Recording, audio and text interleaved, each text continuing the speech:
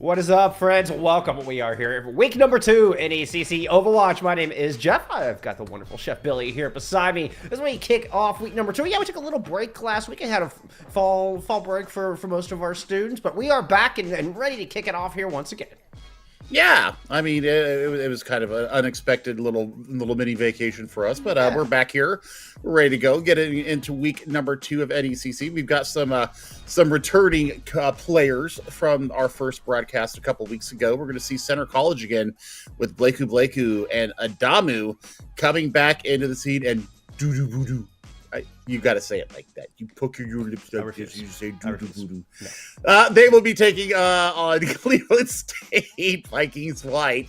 And, well, I tell you what, on paper, it looks to be a pretty solid matchup here in the Emergence Mid-East. So, I mean, looking at how these two teams are going to go forward today, we're going to have a good time. But we'll take a look at our schedule for the entire day. Jeff and I will be with you for the first 2 matches here. We've got, as aforementioned, CSU VIKES White versus Center College. And then we're going Purdue Gold and the MSOE Raiders. And that is in the Champions Division. So we'll be jumping up a division there and seeing how the champions are playing nicely with each other. Now, we'll go ahead and get into the rosters, Jeff. We're going to start out with the previously mentioned Cleveland State Vikings White.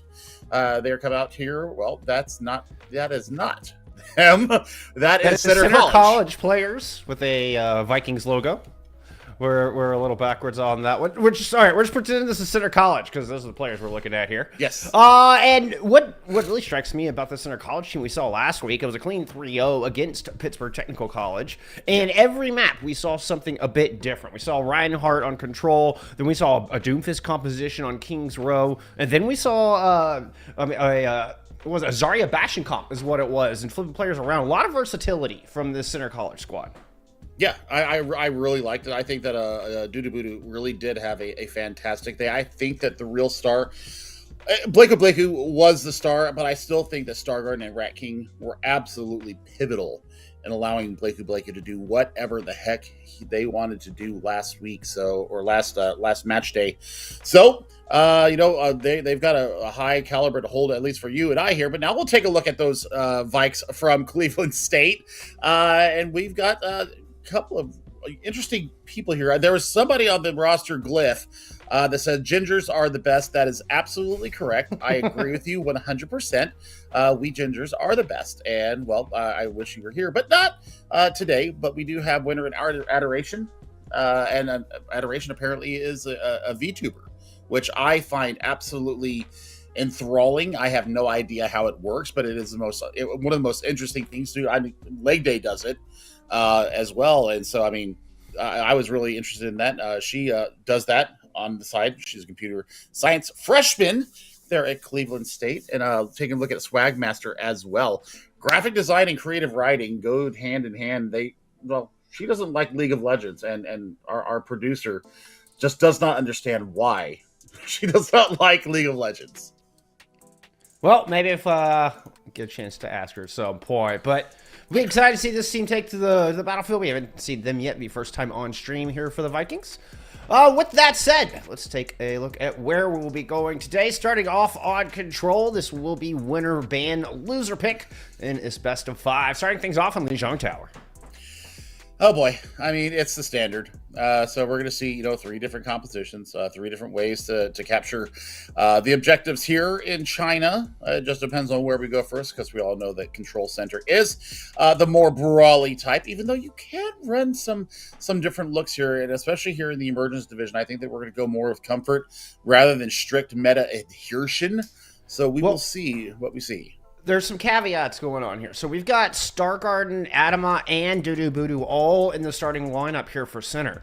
Really, all 3 are DPS players. We did see Rat King play a little DPS last week as well. But looking like, from what evidence we have, Stargarden might be playing support here. So I'm curious how that's going to affect what compositions that they have available to them. Big Soup did play, I believe, all 3, at least 2 of the 3 maps last week. Noticeably absent here today. So we'll see what kind of impact that has as we get into this first map. I still think that we're going to be looking at Blakeu really here for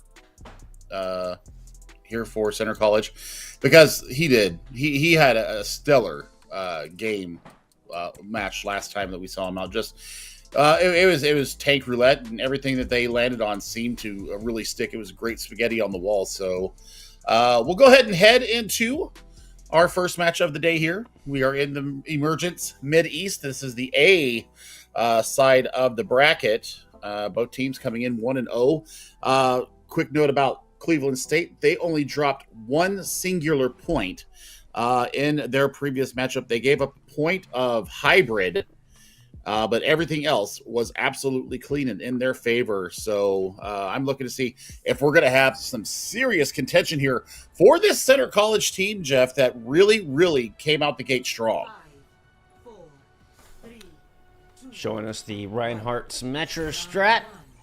capture. Worked very well for him last week on Nepal. He opened up with the same kind of brawl strat, and Blakeu on the Rhine to CSU. Teleport through the window and managed to get onto this objective first. Try to set up shop, see if they can lock this down. I really like this setup here from Cleveland State, because you've got the Sojourn, so you've got that mid to long range poke and the ability to get that one shot down. Clever little play. It's in the end, but the Symmetra stays out and sitting in that good medium range, beating people in. Here comes Udabudu off the flank angle, but Bog able to get a lot of damage in, and Swagmaster gets the boop. Does end up being a DPS trade. So 4v4 until Blakeu finds the pit on Swagmaster, is now in the thick of things, swinging and finding contact with that hammer. I mean, about what, 65 seconds there, 70 seconds there for the first engagement to go so extended. I liked what Udabudu was doing, was trying to get on that flank, just did not expect Swagmaster to give them a free visit to the depths below. But look at Blakeu. Already has Shatter online for this fight. Rat King on the Moira is going to have a coalescence in this next fight. Quick move from the Vikes. That Shatter does come down. Finds 3. Snacks is gone. Winner follows shortly thereafter. And it was just that one ultimate needed. Now, Bog able to pick up one here. Swagmaster on the outside, down to 20 health. But sticking around in this fight, Bog is able to get a second. Eventually, Bog is getting a third. Oh my goodness, the Sojourn paying dividends here for CSU. They've whittled down the ranks of Center College. I mean, they should be able to get onto the point. Now, you do have this coalescence that could keep your Reinhardt nice and sturdy, and Winter's going to come in with a Shatter. So I think that Adama, right now, has to be very strategic when they let loose with this Photon Barrier. Center College able to stabilize here despite the 3K from Bog. Photon Barrier up, and it's keeping CSU at bay alongside that Coalescence. They're not able to really utilize the double damage of the window, and in fact, Snacks goes down. Oh, Blakeu is now just commanding the entire battlefield, taking down the main tank and chasing off anybody else who dares to stick around. Swagmaster falling late, 70% on the board. Oh, my word. I mean, they withstand the Shatter that comes through from Winter. They deal with the window as well. So, I mean, there's some serious tools coming up here for CSU. First is going to be this overclock. They need to get value out of it in a hurry. Well, last opportunity here for the Vikes. We get the overclock out. Bog here, followed back behind the team. Wall goes down, looking for the headshot. Can't quite find it. There's one there, but Blakeu picks up 2 with the fire strike. And Ball can't find the kills before Blakeu has turned their entire team into a box of nails, driven all the way back into spawn. It's going to be 100-0 here for Center College. Good grief. And I thought that off the first fight there, Jeff, that we were going to have a back-and-forth slugfest. No. Blakeu says, I got you, fam. I got the entirety of the point. I'm going to control the chokes. The Shatters were good. I mean, this was the best that CSU looked right here was this initial fight. They never seem to be able to take the point. And it's so hard to get on this point of Night Market, and especially if you get a really early Shatter like that. Blakeu just showing up once again. Yeah, Bog had a pretty good look with that 3K. He's definitely got some skills on that Sojourn. Needs to find a way to get in that, just to get the angles in. Try to weave those shots around the shield of Blakeu. And see if they can find that back line or get some significant poke damage before the engagement happens. I like this swap up right now, and you're going to have a little bit of extra healing. You're going to have a little bit of extra speed as well. So, I mean, you can use the commanding shot and the amp speed here for the Vikes. They're going for speed. They're going for hacks, too. cleansed by the CSU. Oop, pin and misses. Still swinging for the Junker Queen. And Center College have command of a lot of space here, including the majority of the objective. Adama goes down very low, but Dudu Budu strikes back and is now hungry for more on the back line. Got the Mega. Oh, it takes Swagmaster down. That is comprehensive and very, very emphatic there from Central College. They opted into this brawl, and they're going to take their shots. And, I mean, the healing is there. The support is so good. Rat King showing up pretty big once again. Starguard is having a heck of a match so far as well. Winner so far looks struggling to get the Jagged Knife in really consistently. Looks like they're just going to opt to go around. They're going to circumvent the car wash, the turrets of the Symmetra. Try to come into the small room. Dudu falls early. 5v4 here favoring the Vikes. They're going to go all the way through server. They look like they're trying to decide. Winner wanted to go on in and said, let's take this 5v4 head on. And Blako was waiting with a shatter. And it is all Center College from here, pulling it back from the 4v5. Oh my word! And gets the last part there as well. Star King using the swift step to get in there and get their kunai onto the noggin of adoration. Now we're gonna have chokehold again, but you're coming up on this rampage that should be able to deal with stuff. But you do have Suzu available. Coalescence out. Blako is in so deep. Oh my goodness. And it forces a Kitsune rush out right in front of the shuttle. It's a photon barrier from Adama, and the rest of our college just back up and hide inside. They teleport all the way. Oh my goodness. Adama with the big brain teleporter. The entirety of Center College avoid the rampage. Suzu might have cleansed it, but still a really good play. Nevertheless, Starguard is down. It's the best opportunity for the Vikes yet. Sound barrier out, and Blaku's low. Pin in, lands, but Blaku's gotten in way too deep. Just out of the LOS of the healers. And the Vikes should be able to grab some percentage for the first time on this map. Oh my goodness. I mean, they're getting it done. I mean, that's a great shout coming in, and also the speed coming in from Snake. So I like what I see here. Finally getting some progress percentage. This is exactly what they need. Now they need to stabilize. They've got the EMP ready. It was expensive, and you're coming into 3 ultimates from Center College. This is going to be a very dynamic fight. Let's see where Dudu goes. Dudu's trying to flank around the outside. EMP over the top picks up 3, but not before the Kitsune rushes out. Suzu for the cleanse, and the Death Blossom just putting the nail in the coffin, really putting Winner in the coffin. And without the tank, this is going to flip right back over at 94%. It'll be a broken fight at best, and that's even if somebody can touch. Winner's going to go over to the Wrecking Ball, but it's just too late. Nobody's going to get there. Li Zhang Tao are going to Center College. I mean, they have really, really impressed me so far early in our season here, Jeff. And it's just the audacity to go in when you shouldn't go in, and just trusting in your backline so much. Blako becoming a star here in this emergence. Oh, that was enormous. Oh my God! If you're a Ryan enjoyer like you and I are, it's so good. It's so good, and we'll see exactly how we got to this 2-0 sub-map victory here and the 1-0 lead here for Central College. I mean, Adama was just on fire there with the photon barrier, and just got everything done. Shatters were huge from Blako again. Yeah, Blako really kind of the star of the show thus far, at least on map 1 here. And that was the question last week as well. How do you stop this behemoth of a tank? Hyper aggressive, and the rest of Center College is right there to back them up. And they play around Blako so well, and Blako does such a good job of pushing the limits, of testing limit and towing that line, and rarely gets punished for that aggression. Yeah, I mean, Blako is the highest ranked player in our lobby, but CSU across the board, more stable. Most of them are in plat and diamond. So you've got a real tank carry right now, and Blako definitely showing us that right now. Once again, I mean, I want to bring up Bog, because I think they had an impressive showing, particularly on the first sub map. I went a little quiet there on Control Center, but Control Center, is going to be more of where your tanks are going to shine than having the range for the DPS. Nevertheless, I think enabling Bog is a good move here for the Vikes, and if they can continue to pop off, there's absolutely a chance they can turn this thing around. We're just one map in, Billy. Yeah, I mean, I think that there's plenty of time for them to get their work done. We saw the skill already, being able to nail those heads without the overclock. So, I mean, that's pretty impressive in itself. I just started playing Sojourn in earnest. myself. You've always told me that she is incredibly fun to play, and yes, She is a ton of fun to play.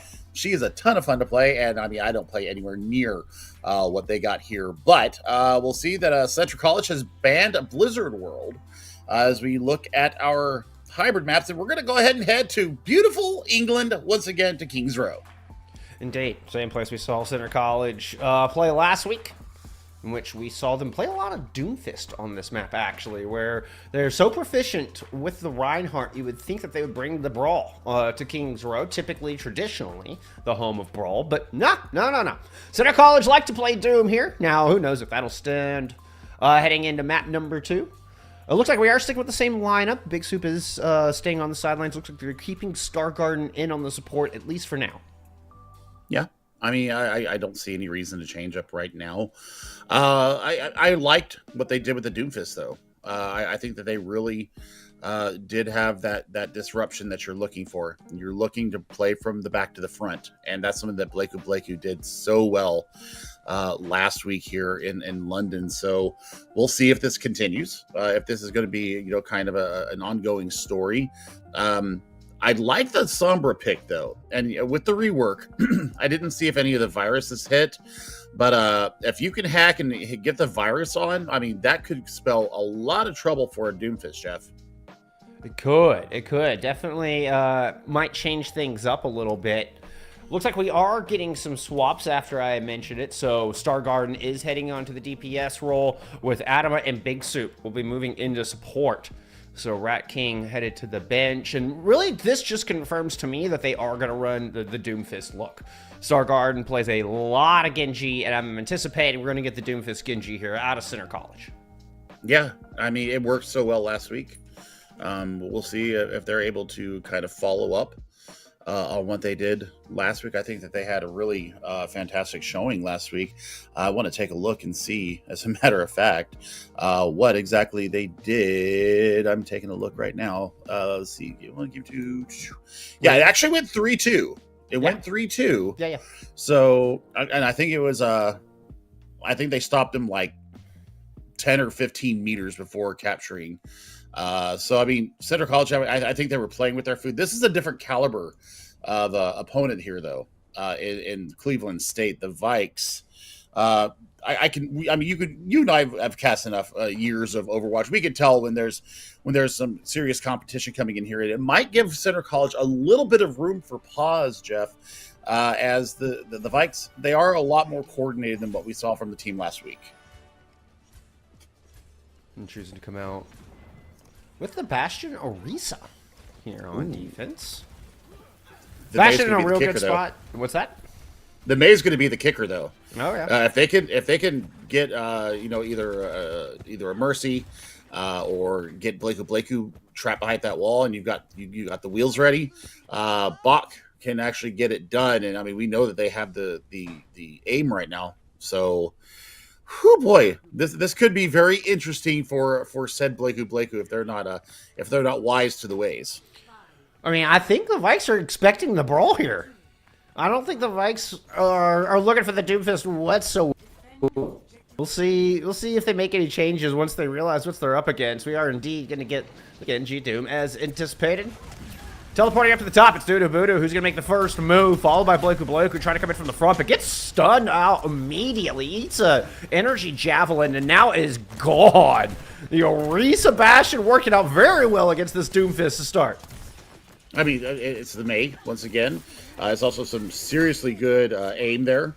And Adoration actually comes up with a 3K in that fight. So do we see changes? Yes, Star Garden already over to the Sojourn. So I don't know if Dudu Budu stays, because we know that Dudu Budu played some Junkrat last week. I think Junkrat actually played very well here. Yeah, so far sticking with the Reaper. Could be good against the Orisa for sure. The Orisa could suffer against the Reaper. Moving in, it's looking for Bog, start things off, trying to take the high damage output Bastion out of the fight first. The wall prevents the escape, but what a Susan, the Inner Javelin will fly. Dudu Budu could not get out of there. Blakeu manages to survive by the skin of their teeth. Comes back in with a big punch, needs a bit of follow-up, Meteor Strike, try to find something in the back. Lucio's not a good target, maybe go for the bat. Nope, they're able to just jump right on out of there. Still no kills. Still at a 4v5. Center College struggling to find any picks. Yep, I mean this is the beauty of not only the Bastion, which is that consistent high burst of damage, but also the walls. Adoration once again, she is lighting it up right now in the DPS, absolutely turning around. You've got a Terror Surge, and we're at almost halfway through this first point. Center College setting for third attack. No changes here. They do have a couple support ults of their own. Everything coming online for the VIKES. Winner getting very aggressive. Going to go ahead and use that fortify to maintain this forward positioning. And kind of has him split, has Center College split in half at the moment. Into the back. Goes like over the top. Gets started rush. But there's the Terror Surge right on top of everybody with the Sound Bear. That means nobody for the VIKES is dying. Everybody has so much shield, so much health. A gold Reese's barely even scratched. And Center College are thwarted once again.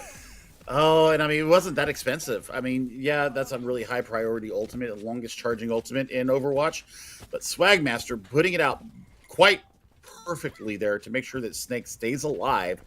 And now you're going into Artillery Strike and the Blizzard coming through. Looking like he's going to swap on over to the Rhine here for the last 75 seconds. Mercy survives. Big Soup with about 5 health, it looked like, after the Artillery Strike. VIKES, good old discipline. Still have a couple to work with. Duty Voodoo's all Blakeu can't push it too far without the Reaper. The Reaper's such a big source of damage. Blakeu has to just settle for a little bit of room at a time here, kind of inching their way towards the point. Oh, that shield's gone too. I mean, you're waiting now. You've got about a 20-second window where you can get it done. That Blizzard out. Oh, Blakeu's just stuck into the corner. I heard a Death Blossom, all the points aware. Yeah, Immortality. Protected from most of that. Bog ends up falling. But Blakeu is not in this fight. Duty Voodoo has to be the front line for Center College if they want to get this done here. But with the Bastion Amplification Matrix, it means nobody can get close. You gotta respect the double damage. Another great wall from Adoration. And Center College just cannot get their feet underneath them. This Terror Surge is massive. Big Soup is gone. Oh, 18 seconds left, and that's going to do it. I mean, Stargarden has a sliver of health, no healing resources around them. They need some help right now. They need some milk. They've got the overclock ready, just patient. So patient into this fight, Jeff. 5 seconds. Point. Kogi does get the touch. Overtime has been initiated. Blakeu limping on the objective with no shield to speak of. Consider that rush out of the back line. The only ult available here. Actually, an overclock from Stargarden as well. Immortality field used early, and the VIKES are still 5 strong running into that. All the ultimate. Swagmaster does eventually fall, though. Bastion throws the Artillery Strike onto the point. Winner holding it down with Adoration. Winner gets mowed down from the shotguns, but Adoration is still here and finding kills. Uses the Ice Block on this objective. Is there anybody to back them up, though? No, that's going to do it. But they take the full 4 minutes off. So, I mean, this is going to be a very concerning walk through the streets of London here, Jeff. You've got the Sound Bear and another Amp Matrix coming online for the VIKES. It's going to be 2:30 on the clock here. You've only got the Valkyrie, Duty Voodoo coming up on the Death Blossom. But, I mean, really looking at how they go in is going to be so important. Gosh, had to swift step early. This is good positioning here for Center College. As they're able to push back Bookstore, it means that they might only need 2 fight wins to get this in. This Streets fades at King's Row is so long. Here comes the Death Blossom into the back. Boop into the corner, though, and the Javelin Spin. Duty Voodoo barely put down any damage at all. Amplification Matrix out of the back. Swagmaster going to throw their ultimate into this as well. 2 support ult and 2 kills for their effort. And the Bookstore now belongs to the VIKES. Oof, I don't know if I would have invested that Sound Bear. They're a little bit questionable on that, but we'll see if it comes back to bite them a little bit later. There's a Shatter coming up that would have really kept them nice and hardy. But Litter does have their Terror Surge, and I mean, if you power that in with the Blizzard that Adoration has generated once again, this is going to be a very quick fight. Another good wall from Adoration, speaking of. They got to deal with Duty Voodoo inside the Bookstore. They managed to deal with Blakeu outside of it. Reaper in deep. Speaking of in deep, holy cow, that Terror Surge was way in the back. Just kind of drove the supports into the corner, which left Duty Voodoo on an island inside that Bookstore. No LOS from the healers. And another good hold. VIKES win another one here on defense. This is great for them, and I mean they're going to be able to. They're just waiting. They're just waiting for Blakey to punish that over aggression coming through, and they've caught him time and time again. They don't know that the maze there. Oh, they managed to get through to Voodoo. Has the Wraith form. Wall's been broken. Considering they rush out, but there's a blizzard right on top of it. Stargarden is frozen stiff, and the Motor in the back isn't doing any better. Fortunately, Dudu and Blakey have managed to find a couple kills of their own. Suzu used early. Adama's in trouble. Adoration just punches them down. The supports have fallen. The damage is doubled, and Center College is struggling. Wow, what a fight there. We're at 15 seconds left now. Stargarden, once again, has an overclock. They really punished the defenses of the Vikes in the overtime on first point, but that's a great one. Might prevent them from even being able to touch the teleport in. That's too early. Okay, with the Wave form, they're able to stick around. There's the Death Blossom, but a Javelin Spin's easily going to thwart that damage, completely negated. So now it's the overclock and the Valk coming out from Center College. Good kite, but oh, Winter decided to go inside the bookstore and not retreat with the rest of the team. They got themselves caught, and Center College have a little bit of breathing room. They got breathing room, and Blakey onto the Doomfist to get that fast touch. Already almost has a Meteor Strike ready to go, but Bog has to be protected here with that artillery strike ready to go. Dudu was ready for the wall that time. At least got it out, so Blakey didn't have to worry about it. Here comes an artillery strike from Bog into the back. Adama's able to swift step out of there. Wheels down, targets found. Dudu on the high ground, forced down low. Adamo was on the flank angle as well. Everybody now funneled onto the cart in this nice little area. Perfect for a terror surge. This one's going to slam down onto Big Super. Blakey comes up with the kill on the ball. Dudu has a pair in this fight as well. Center College have done it. They muscle through. No shot. Absolutely zero shot in heck that they just did that. Unbelievable, Billy. God, unbelievable. That's just tenacity at its best. I mean, they're still not gonna cap. They got to kill Swagmaster fast. All right, looks like they're gonna get the job done. Yeah, Swagmaster couldn't stall long enough. Another couple seconds, and that was a sound barrier and a contest coming through. Oh yeah. But I mean, it's still just only 90 seconds now on the clock. We did see Center College have some issues on Kings Row last week, so I mean, it's starting to go through again. The overtime Warriors, Winter Center College White, managed to do it again somehow. Now with but 70 on the clock. Snacks up on the high ground, driven down low. I think wanted to use the Ant Matrix up there. That wall put the Death Blossom on the high ground, and I think that actually benefited Dudu. Ant Matrix now out down low, but Blakey completely circumvents it with the Meteor Strike and smashes Snacks into the dirt. And Center College, what was looking like a full hold on first, suddenly is looking like a full cap. There will be one more attack here, and there's Blizzard ready. I mean, Blizzard will get them to the point. They've just got to get it out there. They've got to ice block up. Yeah, that's good. The Immortality Field. Oh, they had to use the Immort so early, though. That could be bad. Blakey is able to get out of this Blizzard using some cooldowns. Wraith form. Center College did not get out as they glance up to the top right into that kill feed, and that's an important one. 17 seconds. I don't know if Center's going to get another shot here.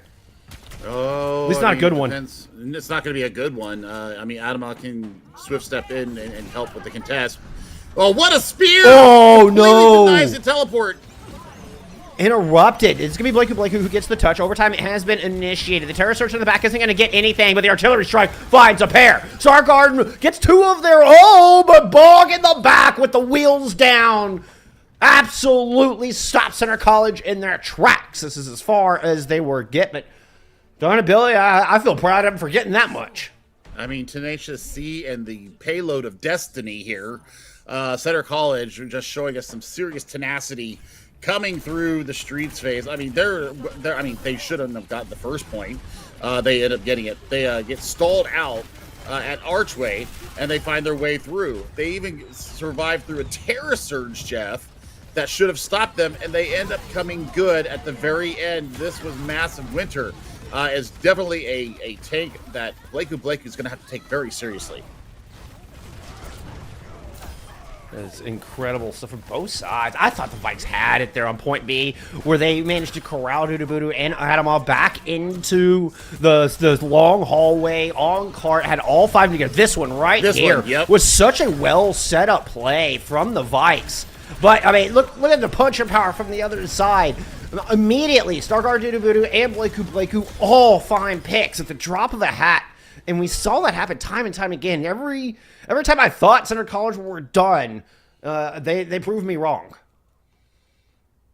I tell you what, Stargarden has impressed me not only in the support role, but also the DPS role, Jeff. I mean, this is fantastic stuff from them. And look at this comp swap up. Center College ain't going to know what hit them coming out here, and they're bringing the granny out. Defend objective A. Oh, yeah. Anna very good against the Reinhardt.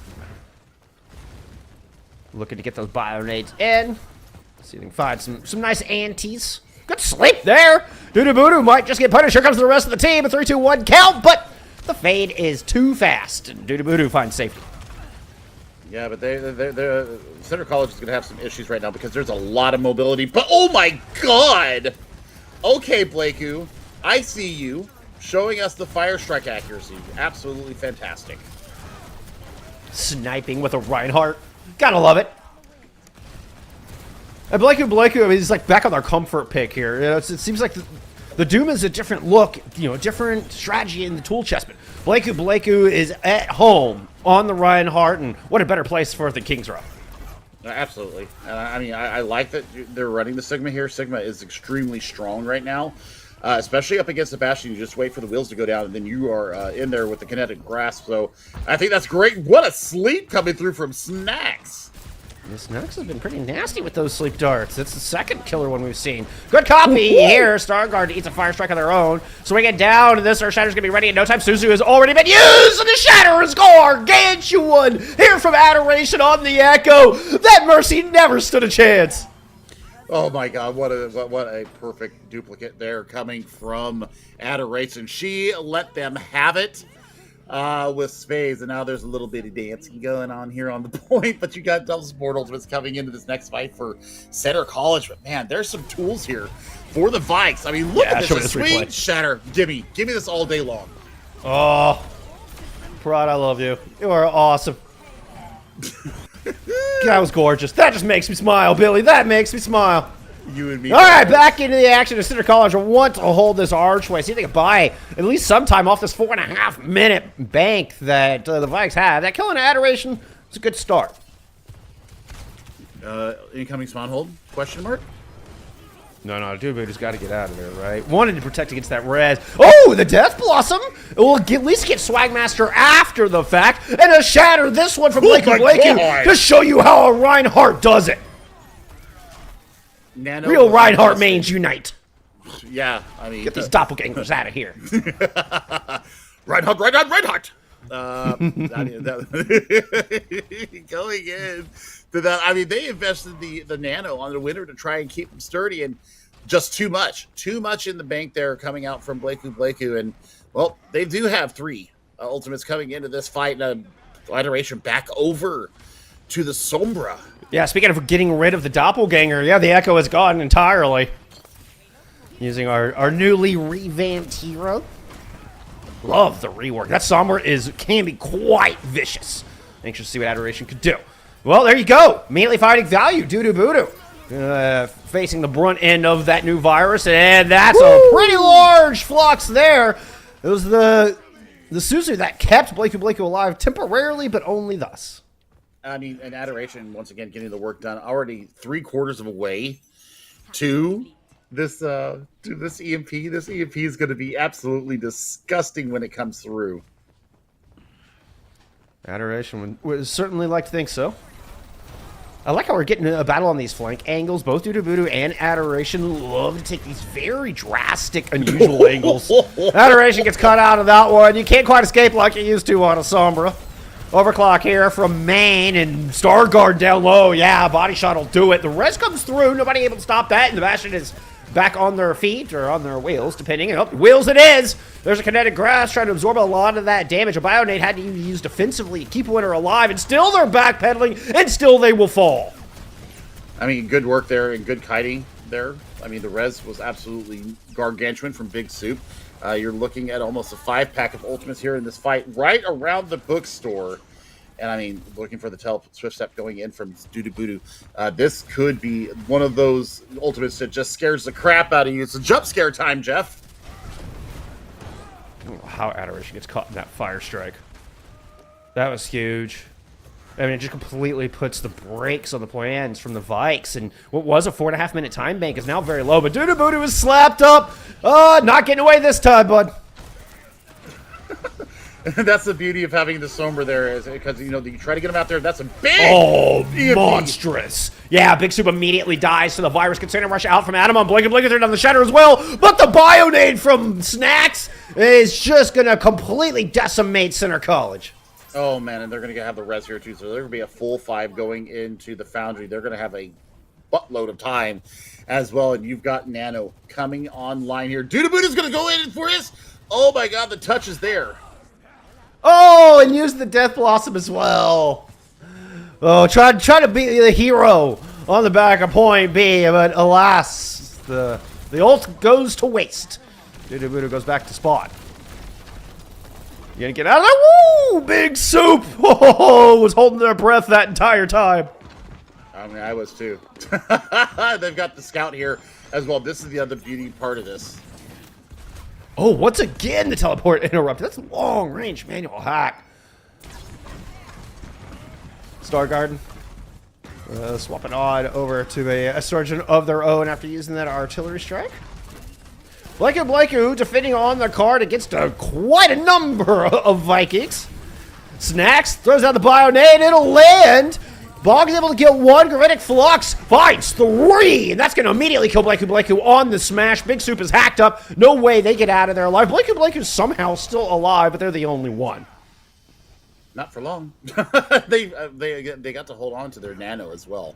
So they're going to have this going to the fight. I think that you got to throw it on Winter. Oh, Dudu Budu was so early. You still had a little bit of time. I think you could have bought one more second. But alas, they are alive. They managed to survive. EMP it might be another story, though. Big bottom out of Blaiku. Everything thrown onto the Reinhardt. And somehow the tank is still alive. 2 hammer smashes will take Adoration out of this fight. Sitting in the back line, Bonk eats a big fire strike, holding onto that overclock if they need it. But with the Vikes down now, 2 players, they've got to disengage. I mean, what a fire strike once again from Blaiku. But I've been screaming their names all series long. Adama and Big Soup coming in off the bench has been absolutely keeping their team alive when they have no right staying in these fights. Oh, the versatility of Adam on Star Garden is just incredible. Dudu Budu going down early here at the start of this fight. Lots of time considering. Overclock from the high ground. Immediately finds 2. Was that a Colette? That's a triple kill. Coming out from Bog. I was singing your praises on Lijiang, and now you've won King's Row for the Vikings. Sleep again. Oh my God, Snacks is absolutely unhinged right now. Bach gets it done. Yeah. What a show me map. the replay of that overclock. Oh yeah, and show me the replay of this Earth Shatter. Whoo! What a bounce back here from Cleveland State University. After getting absolutely trounced on Lijiang Tower, they put together a beautiful set of attack and defend here on King's Row, and a lot of it on the back of Snacks and this Ana. I mean, I think that the Adoration Sombra is a big Yeah. deal here for them. Adoration, Adoration. period. The May, the Echo, the Sombra, they all looked good. Yeah, it's fabulous. It's absolutely fabulous, and I'm here for it. Blaiku had his moments, got to tell you. I mean, we're not going to see this gamer go down without a fight. But seriously, so much in the tank here for CSU. I mean, even the gravitic fluxes, I mean, kind of a throwaway a little bit on the ultimate. But, man, getting so much value, and Bach just went absolutely gnarls Barkley here and took care of the work. Yeah, that triple kill at the end from Bog was nuts. Hopefully we'll get to see it here. We're getting towards the end. Everything's going in chronological order here. So we're saving the best play for last, obviously. That was Dudu Budu. That was, I felt like getting a little disconnected from the team here. Let's see, I think that may have been after it. Oh no, this is 1:15 on the clock. This is before. Here we go. There's the overclock. Yeah, that was absolutely a Colette onto both supports. Gorgeous. That is not something you see every day, friends. My goodness. And not to mention the comeback. I mean, that is some heart. And Billy, that is probably our most admired trait is heart and perseverance. Love to see it from these teams. We saw it in spades from the Vikes there. They've tied us up. We're going to take a little halftime break. When we come back, we're headed to Flashpoint. We'll see you there in a few.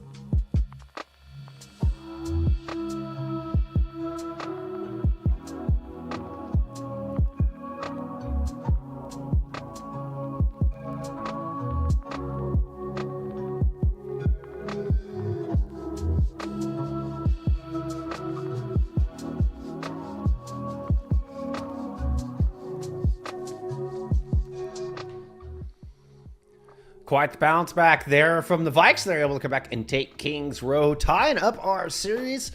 Oh my goodness, Billy, we've got a game on our hands. We got a game on our hands, and that is the first map that has been dropped by Center College this season. So they put one in the column there in the Vikes, looking pretty darn strong and pretty darn adaptable to the onslaught of Blakeu and company. So you know what? We're going to go ahead and go to our flashpoint. And basically, it's you get the bad one, and there's only one other one left. So we're going to New Junk City. Yeah, you don't get a ban on Flashpoint. At least not until we get a few more maps. Interesting to go to New Junk City. I find most teams prefer Suravasa, but New Junk City it is. We did get some substitutions coming in here from Center College, as Rat King is coming back in and will be in the DPS role. Star Garden heading back down into support with Adama.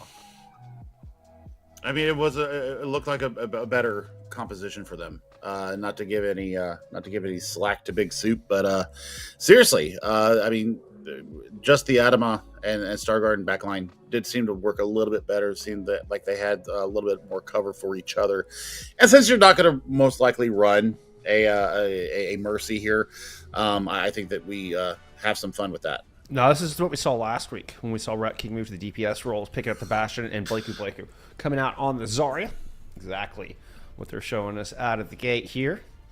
Adama, once again, just showing off incredible versatility. Picking up the Baptiste. It's impressive how well these players can swap roles and still look at home, and still, it doesn't feel like a downgrade ever. I think it's so important, especially with it being 5v5 now, and the way that the meta has really changed here. I mean, the balance changes. This is why you're seeing such a wide variety, is because we're seeing so much coming out from them.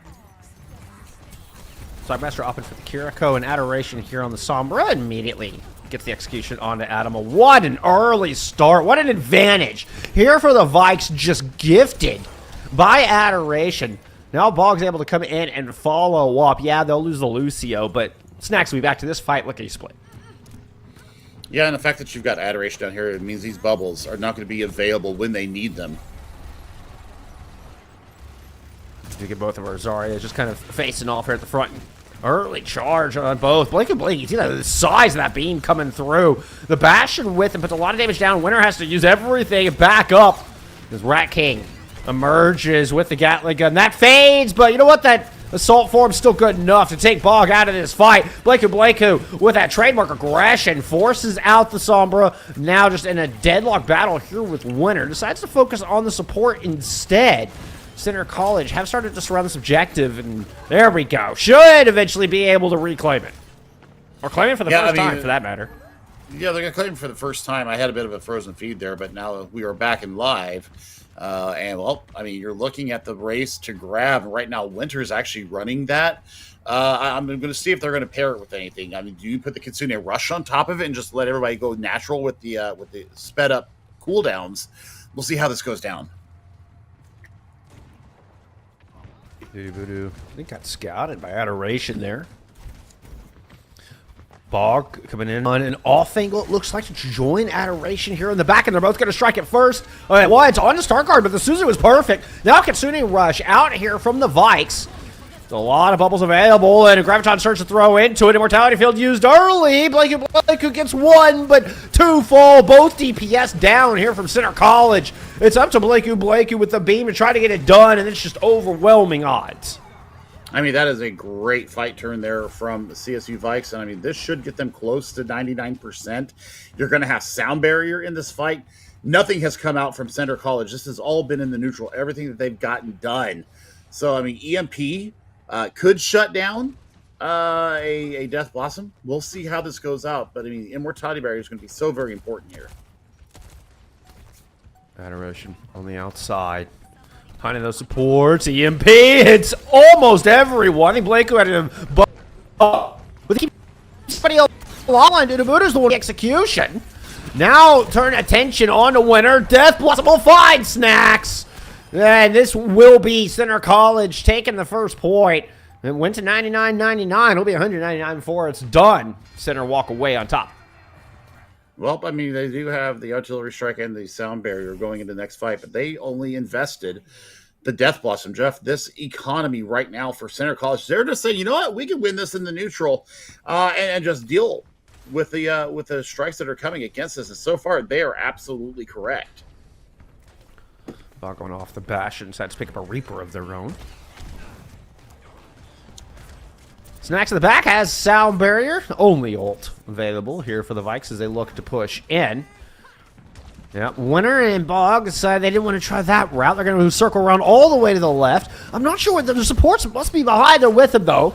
Yeah, Grav now out. So the support's able to do it. The sound barrier is there. Beautifully done there from Snacks. Now wheels down here for the Bastion. Oh, the Rat King falls in the hole. Center College losing a little bit of their punching power, but the Vikes, they're not able to capitalize. What a smart Amp Matrix there to deny the approach there. I mean, absolutely 9,000 IQ there from Adama, and they're going to clean up on the back of it. So the Vikes are trying to push out, using a Graviton Surge to move on to the point. They're going to be able to get one with it, get three with it, as a matter of fact. 2v2 on this point. Adoration versus Doodoo on this objective. Bog is still here as well. Bog, just gets chonked down. Adoration with a speck of health. No longer there, and Center College win the 2v2. Oh, my goodness. What a turn there. And, I mean, it was the fact that Adam was there and providing that healing there. You got to support. Doodoo. Yep. You got to support. I mean, you're going to win that fight 9 times out of 10. I mean, dueling grabs have gone out. So, I mean, the value of Zarya right now is being shown. But you're looking at artillery strike and this Kitsune rush. That's going to be the real kicker as we see Swagmaster. I mean, they need to get their own up in a hurry. Artillery strike's going to prevent anybody from coming through that door. The Somber will get the touch. Adoration working in the back. Bog with low health, but has an ult to work with and then getting on to this point. Running into a Kitsune rush is going to be tough, and Bog still manages to get it done. Here's the EMP Death Blossom, and it's good for 3. Hello? Hello? Yeah, Blakeu actually almost turns that fight in their favor once again. But you did once again have a support there online. I mean, look at this. Absolutely perfectly timed. Into a Kitsune rush as well. Devaluing that big ultimate from Center College and Star Garden. But it's the first time the Vikes have got touch here on this second objective, so still time for Center College to take it back, especially considering they only need to win one, and they got a Death Blossom of their own. Nope, I think it's going to come down to Bubbles. I think it's going to come down to Swift Step as well if Swagmaster can get out of the range. And then, once again, Bog needs to be really trying to chunk down Blakeu.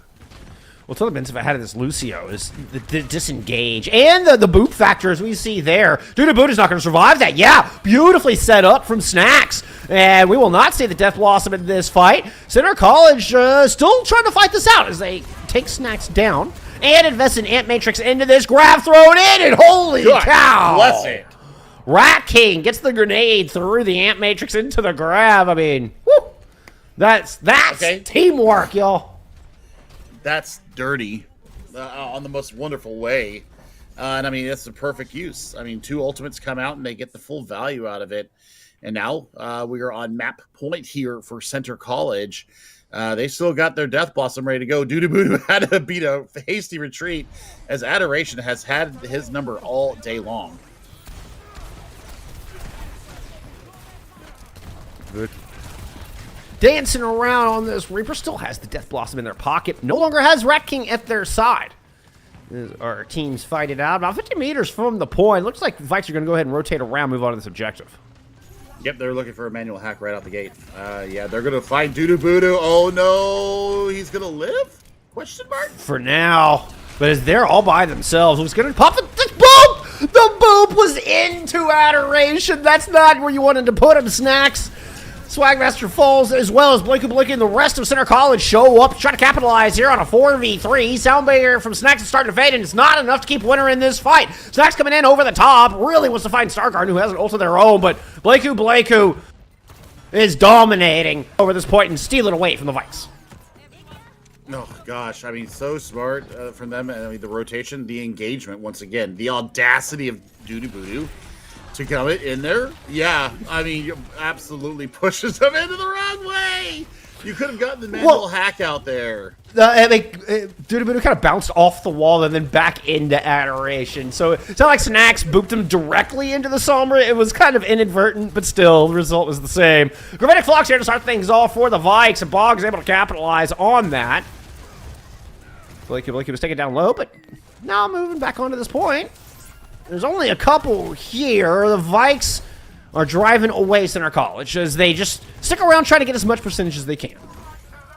I like what Bach has decided to do here in going over to the Sojourn. You've got that ranged poke now that can give Rat King a lot of room for pause and looking for it on the back end. I mean, Adoration is just having a lot of fun right now. Yeah, Blakey is not, as they get absolutely surrounded around this giant bowl of ramen. I don't know why that looks like a giant bowl of ramen to me, but it does. I see it, and now I'm hungry. Thank you. I do it, I can. God. What? How does Swagmaster get caught out? Swagmaster was hungry too, but Hillary shells and not food. Doodoo will finish off Bog at this point. EMP get here 4. Adoration picks one up on the back of it with the Graviton Surge there. This one is going the way of Center College. I mean, there's going to be time for a touch, and I mean, I think that Snakes will be able to get back to the point. How good it's going to be leaves a lot to be desired, especially running into an amp matrix. That's going to be a big kicker here for Center College if they take this 3-0. Means I think the Vikes have to approach from a couple sides if they can. That should be good enough for the overtime. Yeah, the touch from Snacks is good. And matrix from both sides, but yeah, Center College have this thing on lock. And that will be the map. Center College take 3 in a row here on New Junk City and take the lead in our series. I mean, it was back and forth action. I mean, they were. It was close. The points were very close. It was close, all of them. So, I mean, does this give me a lot of confidence that, do I say, Center College is absolutely back? I don't know, but this was the dirtiest combo that I think that I've seen in a long time. Is this the one where they put the... Yeah, here it is. They put the grenade through it. It's just disgusting. Yeah, grab Ant Matrix and a Bastion. That's a recipe for a disaster. Here's the other two. Recipes for success if you're Center College. And these fast-paced, control, flashpoint, these fast-paced modes seem to really suit Center College's style. And moving forward, I mean, we've got Push coming up next after this. It's, again, another highly mobile, a little bit more fast-paced style. Center College might be on track to close this one out, Billy. What do you think? I don't know. I think I definitely agree with that. It just depends on if Adoration stays with this. Yeah, I mean, the combos are so good. And Doodoo Voodoo, BT Dub, does not care about your boops, does not care about your manual hacks, just doesn't care. Is going to have a fun time and is going to press Q. Whether or not they get the value out of it, it doesn't matter because they commit and they full send when they're ready to go with the Death Blossom. They certainly do. You are not wrong there, my friend. Doodoo is not afraid to go in and make a play. Sometimes it works out. Sometimes you get shot in the head before you even get one die out of your ultimate. But that's okay. You live by the sword, you die by the shotgun. Yeah. That's Push. My story, and I'm sticking to it. Push coming up next, and I'm trying to think of where we're going to ban out. I think that we want to ban out probably Esperanza, based upon how Center College is played, and what kind of they want to have a nice linear fight. Jeff, I think that they want to keep the action in front of them. I think that if you're picking, if it does go that way, if Esperanza is banned out, I think that I would go to New Junk City, especially with all the little cubby holes for Doodoo Voodoo to go, or for Doodoo Voodoo to have fun with. New Queen Street? Yeah, that's what I meant.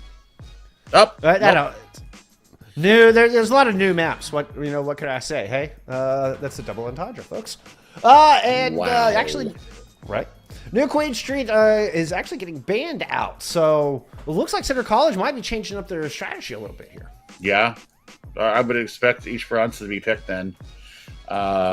just based upon that, because there's lots of room for Adoration to have some fun. Also, if you want to bring the May out here, May plays extremely well in Esperanza, so that's where we're going. Cleveland State saying that Portugal is where they're going to make their stance and possibly take us to a 5th map. Oh, it wouldn't hurt my feelings, Billy. You know how we love them at 5. Yes, and we do. The Vikes, I mean, they put up a heck of a hole in Kings Row. They have certainly got the skills to take Center College down. Though New Junk City handily going in Center College favor, and perhaps that momentum is enough, that confidence is enough for Center College to stay on top. Once you get that kind of unerring confidence, it can be hard to shake. No, I mean, it's their map pick, though. I mean, they did well in their map pick of Kings Row. So maybe they have a definitive strategy here when we're heading into Portugal. Always fighting around TS1. It's always fun, but I think that they have the adaptability. We've seen Adoration bring out 3 very strong characters. We've seen the Echo. We've seen the Sombra, and we've seen the May. So I think any one of those 3 plays very well here in Portugal. Just depends on how they want to kind of build around her. And Swagmaster, she has also had a pretty darn good game on the Lucio, getting the tank around, keeping that mobility option open. So I think that for them, we'll see how this goes. But I want to kind of harken back to when we were going into our Flashpoint map. Star Garden and Adama are having a fantastic series, even with the swaps when we saw Big Soup come in and Star Garden going up into the DPS role. I think they played better down here. You have to be a bloodthirsty support player to play in competitive Overwatch right now. You have to be able to deal damage and do your main job of support. So I think that having that DPS prowess in the backline is really lending itself to the aggression and to the ability for Center College to be able to push as hard as they are. I think Adoration is the key to stopping that. Adoration has been phenomenal, and the variety of heroes that we and I think the Vikes need to invest in her, like just as far as resources. Put it in Adoration. Use that as your setup. Use that as your initiation. I mean, the collab on both supports we saw in Kings Row from the Sojourn. That was also Bog stepping up. So you get those moments where it's like Adoration is good, consistently a powerhouse, and then when you least expect it, Bog comes through with a triple kill. So it's that DPS line's pretty nasty, and I think that's where Vikes need to put their effort, put their energy. Well, they're going to have an opportunity to test that theory because Big Soup has come back in, Rat King out, Adama up to the DPS role. So Sim strats. We do have some swaps. Yeah, it's Sim strats. I think it's also a little bit of the Kings Row lineup as well. So I mean, what do I expect here from Blakeu? I'm not sure. We haven't had a chance to see them on push yet. So I mean, does the Doomfist come back out here? I think they're gonna run like a Symmetra Rhine. Just from historically, when we see Adama in, they tend to run the Sim. When we see Adama in on DPS, let me be more specific. Which makes me think we're going to get some of that, the Sim Reaper Reinhardt, but it's just speculation. There you go. Looks like I'm totally wrong. If they should stick with us. Hey, I mean, but it also just goes to show their versatility. What I'm basing off of is what we have seen from Center College so far this season. This completely goes against everything that we have seen when we have this lineup in this formation. Well, Jeff, I mean, if we're looking at what the Vikings are showing us here, this is a greedy backline. And you're looking to chunk down. They're anticipating the Doomfist right now. That's what the Zenyatta is here for. That and the Reaper.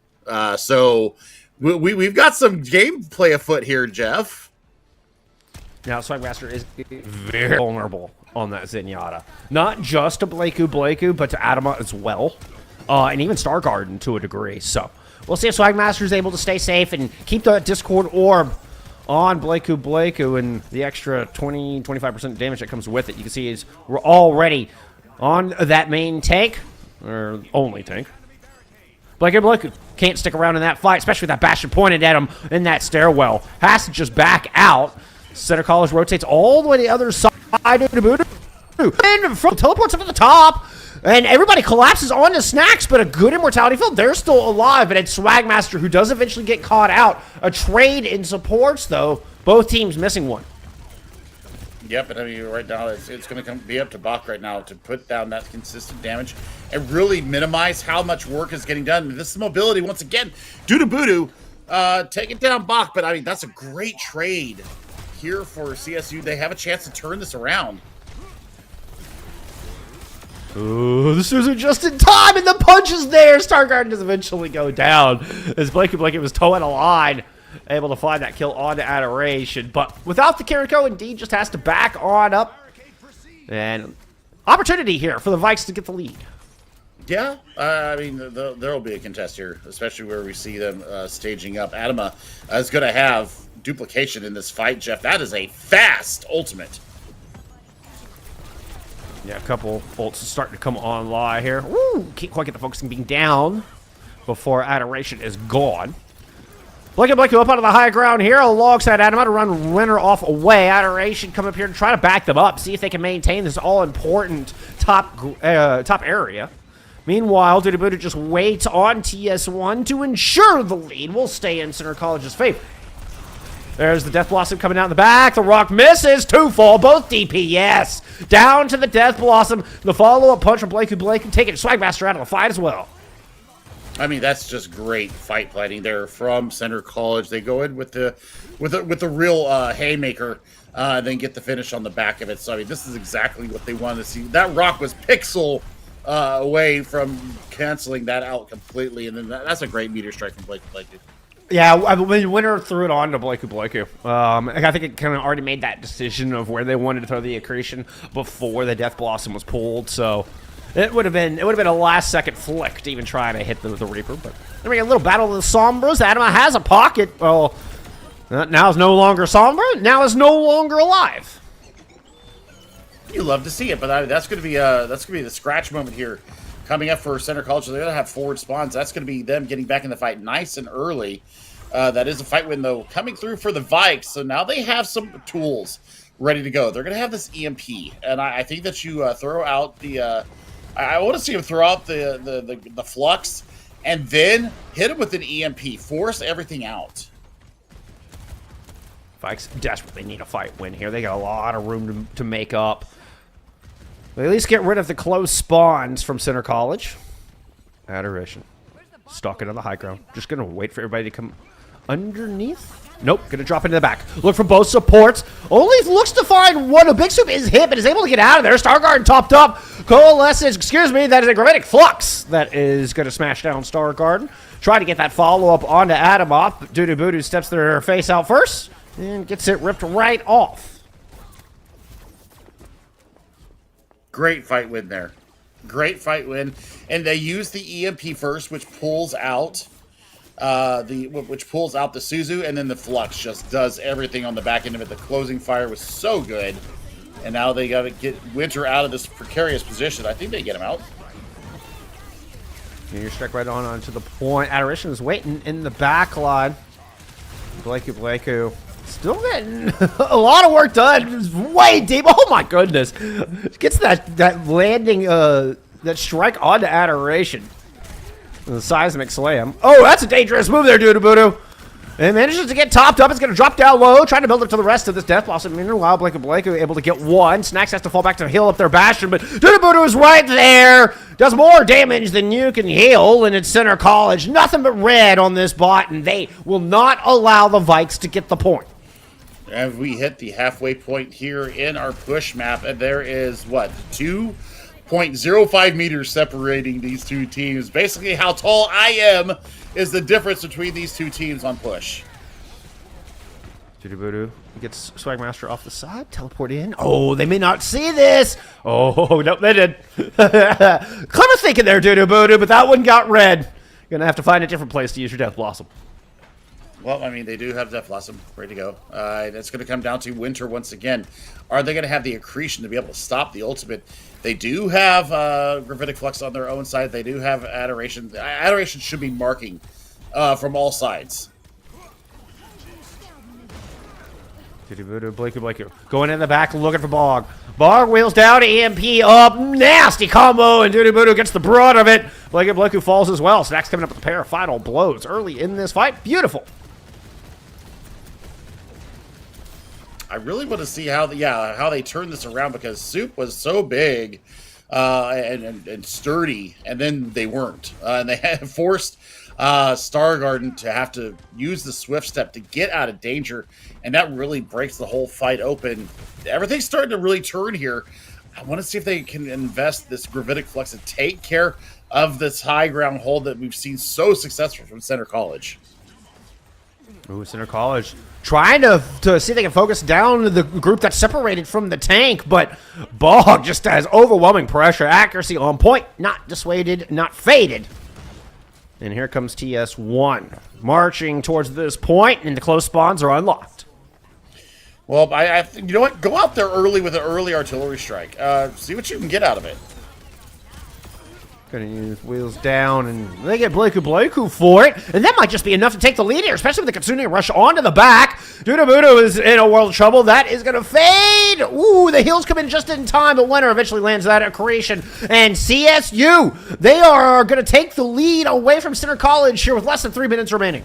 Oh, Winter's getting it done too. Winter's having a fabulous time up front. And I mean, these Manimal Hacks coming in once again from Adoration. She is putting on a bit of a Sombra clinic here with the new rework. And I want to see what they got coming out. New rework is so strong. Oh, Adama from on top of the yellow trolley finds the support they needed. It's a good movement there. It was actually a Kitsune rush that allowed Center College to avoid the majority of the damage. Amplification matrix from the Vikes. Trying to finish off Dudu, but the healing is too good. Winter has none. And Center College have TS1 back in their control. Well, 2-10 as we approach in, and we're coming up on a 5-pack here for Center College. Winter has been very stingy with this second Gravitic Flux. Has not let go with it yet. I think they were waiting for EMP to come up again and try and see if they can pull that combo again, where you go in with the EMP, you force Suzu out, and then Winter goes in with the Flux and they clean up on the back of it. Worked beautifully for him before. Adoration kind of leading the pack here while the rest of the team is waiting at the choke. They are under a little bit of pressure from the high ground. Adama sitting up there. Looks like the Vikes are going to go ahead and circle up top, rotate to drive off Adama, get Bog in this nice position, so they can clear a little bit of space. But underneath them, Stargarden gets res, but falls. It's Big Soup who falls right thereafter. Center College struggling to keep their supports alive, but Dudu will take the others down with them. Said, if we can't have any supports, you can't either. You can't have your tank either. This should be them taking the lead. It's going to be very close, Jeff. They're what, 17 meters away? Yeah, Adoration will be able to get in there and get the work done and start the contest.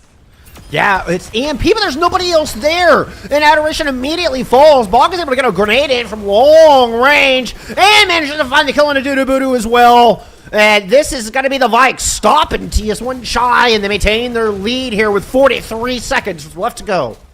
I am worried right now, Jeff, because for CSU. And the reason why I say that, Adama going down, if they can camp the res away from it, this is going to be absolutely perfect for them. Artillery strike's going to be able to corral the point, so when they have to touch, they're going to be under massive duress right away. Adama also got the far back spawn by just like half a second, so they're not going to be in this fight with that duplicate. Artillery strike out from CSU. In goes deep. Blakey, that's a lot of damage facing you, and an immortality field. Consider rushing that small room as well. Ball comes out to find a pair. That grenade's gonna land. Blakey was gone. And the Vikings, they're gonna send us to that elusive map 5. We're gonna see y'all on it. What a fight win. What a turn for the Vikes against all odds. That even gets some accolades there from Blakey. I mean, that fight was won until it wasn't. Good Lord, Doo Doo Voodoo having a fantastic map once again, but gets it done in the end. CSU on the back of Adoration, just having a fantastic series so far. The Sombra is absolutely scary, Jeff. Absolutely terrifying. And Adoration and the rest of the Vikes making it happen. Getting us over to that map 5.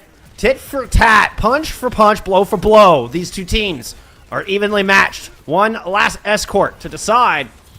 We'll see you there after a short break.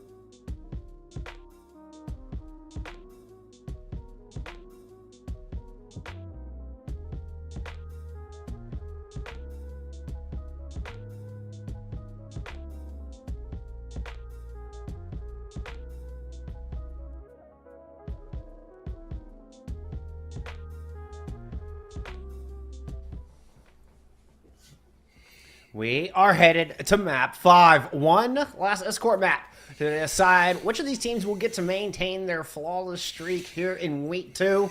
One team is going to come out 2-0, the other 1-1, and it's all going to be decided in one last map. Well,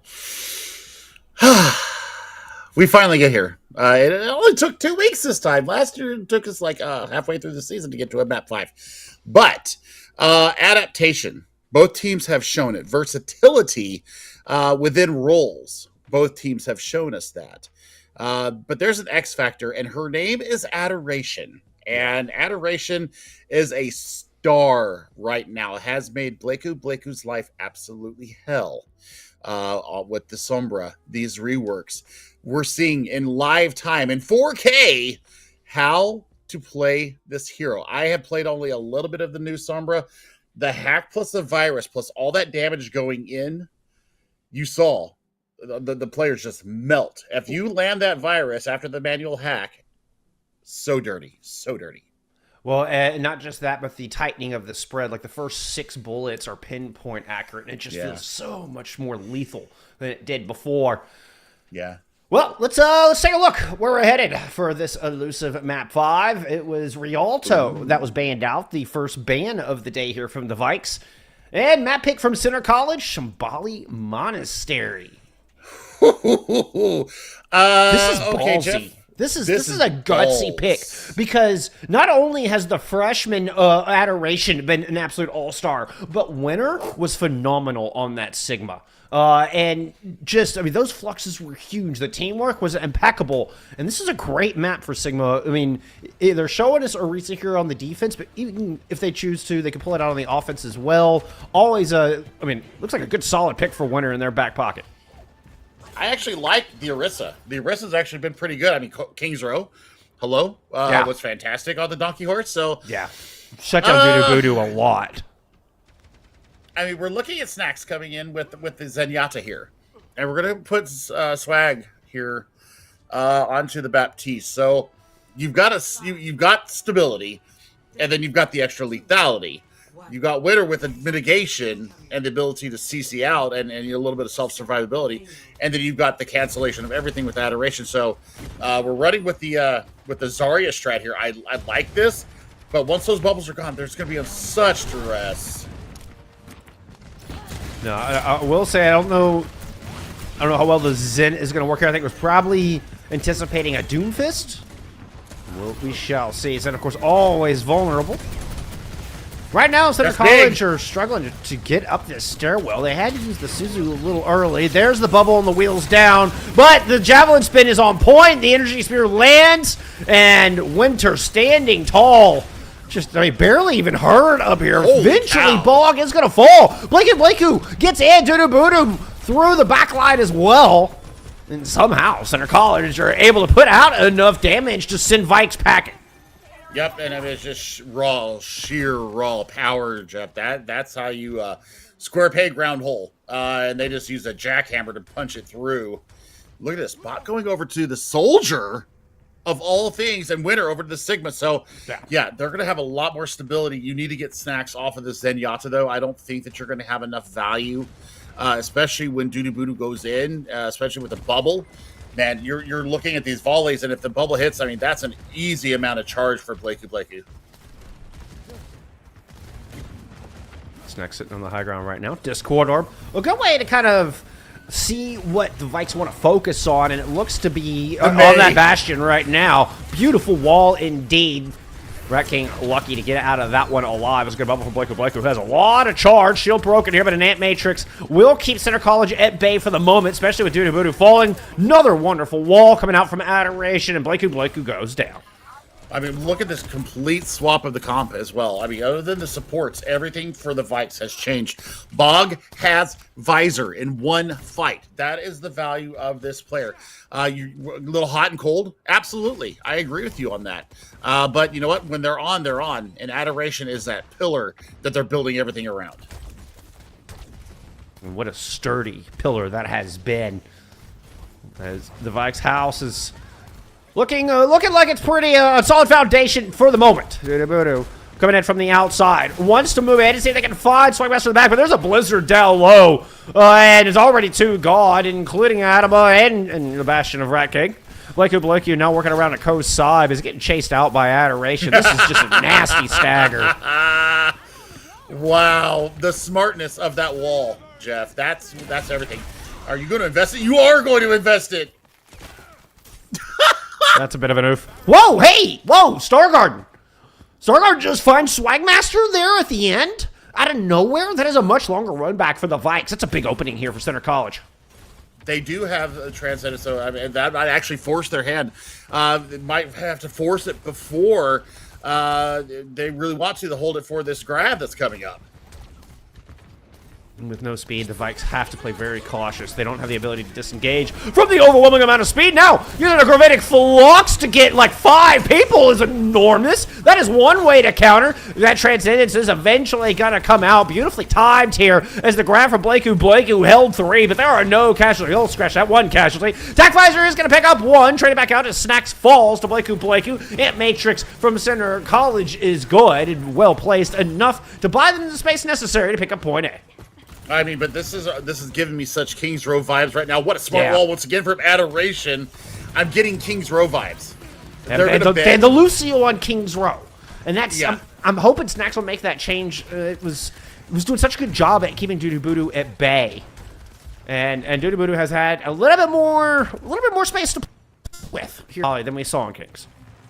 You know what is also very impressive is actual charge of Blakeu right now. Probably sitting around 80 since they haven't had the bubble up. But I mean, Ant Matrix out early. Oh, clever Ant. Aggressive play, and it's rewarded with immediate kills. I love that from Swagmaster, how they rotated it and then swung the team around. Brilliant move. Big brain on this Baptiste. Oh my God, that's just disgusting. And how do you defend against that? I mean, you throw the immortality barrier out, and then it's done. I mean, once that's gone, you are sitting duck in the wall once again. Coming up from Adoration, they've got another Blizzard online, Jeff. And you have to go up this corner. It's gonna be so dangerous. That Blizzard can reach around that entire corner. Difficult approach here from Center College, and you can see they're starting to split up. Dudu goes through the little tunnel, so they're not caught in that. Trying to teleport in, surprise with this Death Blossom perhaps, but good kiting from the other way. Adoration from the window is going to find 3 with that Blizzard. Immortality Field is gone. Adama, they'll not get out of there. That's a headshot. Adoration finding both supports. Now, meanwhile, Blakeu, who did manage to push forward and pick up some kills of their own.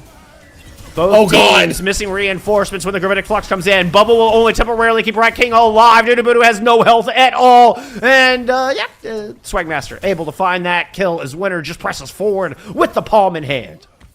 Oh, I love it. Or should I say the palm in their face? I mean, that was just like the palm in the face? Talk to the hand kind of moment. That's some 90s talk for all the youngins out there. I mean, what a smart Blizzard, though. I mean, the split look there coming from Center College. And they just said, yeah, nope, I'm just going to drop this on your backline and get all of you dead. And now you're going to have Tackvisor into this fight, plus an Ant Matrix. Couldn't really see it. There's a quick little shield from Winter to block the bomb from Rat King. That was really cool. Discord Orb and Rat King is now very low. Another Ant Matrix here from Swagmaster, but this one not quite finding the value due to a great grab coming out from Blakeu. The rest of Vikes have to just back up. They can't take advantage of that. Dudu just spends every cooldown they have, just for no reason. Fog on the outside. Tackvisor ready to go. Is facing on the barrel of Kitsune. Rush. Bubbles in their face. Blakeu is charged up with a Discord Orb on him, but overwhelming damage output means they're going to win that one. Another Blizzard?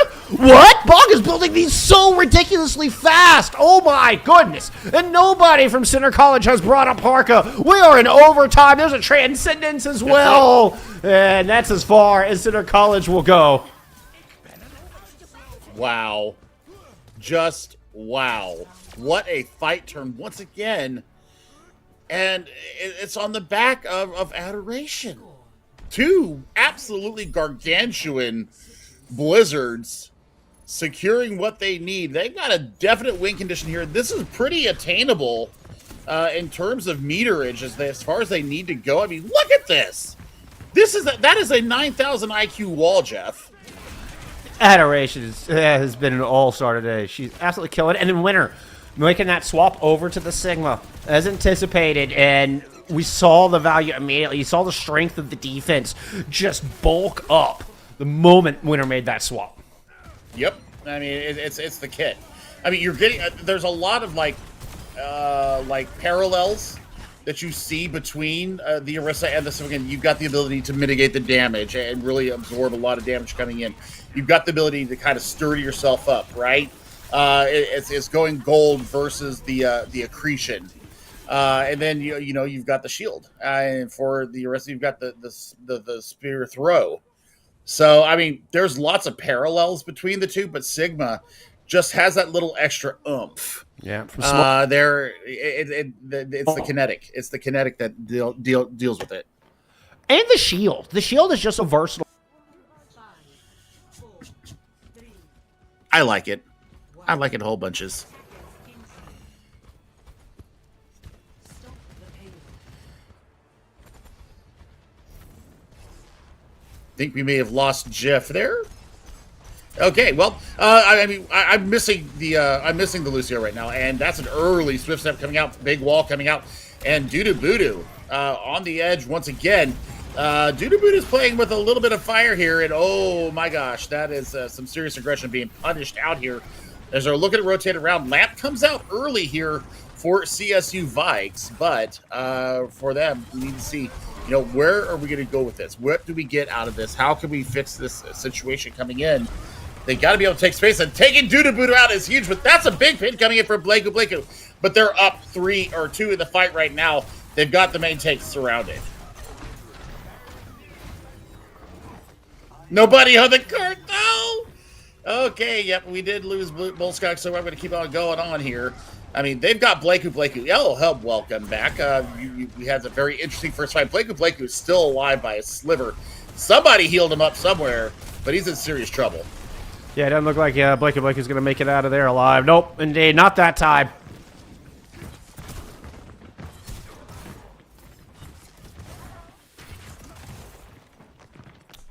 All right. Winner and the rest of the Vikes continue to press forward here. Car is still just now making it around the curve. Hasn't made it up the hill yet. Could be time for a recontest here from Center College. I like it. I like it. Here's the image again. They're taking a vicious angle. Blakeu is kind of stuck inside here. Has Dudu Budu with them, though. Maybe it'll emerge. They're trying to work around that Ant Matrix. Blakeu's able to pick up one with a pin. Shatter is down, but there's an artillery strike over the point. Blizzard out as well. I mean, this was just an old extravaganza here on this back of point A. And one where the Vikes are going to come out on top. It took them 3 ults to do it, but it's well worth it when you get that new spawn point unlocked. I mean, 4.5 minutes to get basically to the end of point B. This is dirty. This is dirty work for them. They're going to have another wall coming up here from Adoration. You're going to get extra cart push going on here. And, I mean, really, Snacks hasn't had much to do at all. I mean, how does Center College even make it across this? Look at this big open area just covered by everyone. So much damage and the threat of the May wall. Not to mention the Gravitic Flux. It's going to Kitsune Rust just to get the space to even get close to attempt a defense. Blakeu now on the Ramatra does make it out, but here comes that Flux. 1 already down. Make it 3. It's just exponential deaths, and it's going to result in a Vikings win. They bring it back. Oh, wait. It's close. I don't think they can do it. I don't think they're going to make it. Let's look at the defense. Is the defense anywhere near? No, they are not. Vikings will win it here in map 5 and take the series 3-2. Big capital GGs all around. Holy cow. Holy cow. The Vikes have come to play as Winter's map. I know that Adoration had a lot to do with it, but good God. I mean, this right here was everything that you could have wanted and more. I mean, just look at the utility, the versatility, the understanding of the kit. The Flux was massive once again. Good God, Jeff. This was a back-and-forth series, and we thought from the beginning that, you know what? Center College was just going to come back and, have their way with yet another opponent. Oh, nay, said the Vikes. I made a big statement right here on King's Row, and that's when we knew things were getting spicy. And Vikes had something special in store for us today. There was the power of that Swag Master Lucio. It worked so well for him on Kings. I was wondering why they didn't run it on Shambali, but hey, you know what?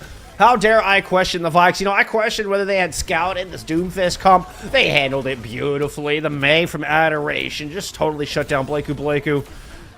Brilliant play out of both DPS, and then, like you say, winner coming through big time on that Sigma, the junior, the leader, the tank for this Viking squad. Really showing up when they needed it most, Billy. I'm loving what Prod's giving us here, by the way. Is all of the Death Blossoms coming through, whether they worked or not, Jeff? It's just full Doo-doo Boo-doo send. Death It's Blossom. full send. And it is... Doo-doo Boo-doo is full send all the time. This gamer does not have an ESCI. I'm pretty confident the ESCI has been removed from Doo-doo Boo-doo's keyboard. Oh man, you love it. You love to see it. You love to see it. I mean, this has been a fantastic series for both teams. I mean, Esperanza was so close, and then, you know, just gets out in the end. Here's another attempted 1v5. Does not get it done, and then here's the Blizzards. I mean, Esperanza was a masterclass from the Vikes here. Understanding how they would play their corners. They made immediate swaps when their first composition didn't come out. And that was apparent for both teams, Jeff. They were willing and ready to make changes on the fly for whatever would work the best for them. Adoration on that mage. So many different styles. I was looking at that Blizzard. I mean, and that's a bold move. You would be inclined to go play the corner and try to trap the tank, which we saw a lot of, or use the wall to keep them from disengaging. But no. Adoration, she goes for that beautiful flank, takes the window, and finds both supports and the Bastion in that, foregoing traditional style there in that moment to go for the flank Blizzard. Absolute fight winning. I mean, I'm impressive. Impressive showing from the freshmen and from the Vikes all around, Billy. Yep, golf claps for me. Chef's kiss for me. Wow, that was beautiful. I mean, and we'll see Blakeu and company again. They're not going anywhere. We're going to see them in the postseason later on this year. But for the Vikes, they go to 2-0, and yeah, they drop 2 maps here. But man, I think that we have the beginnings of a new rivalry here in the Emergence Mid-East A division. Oh my lord, I'm ready for it. So. I'm ready for it. I think so. Well, that does it for our first match tonight. We're going to take a little bit of an extended break. When we come back, it's going to be Purdue Gold taking on MSOE Red. We'll see you back up for more NECC here in a bit.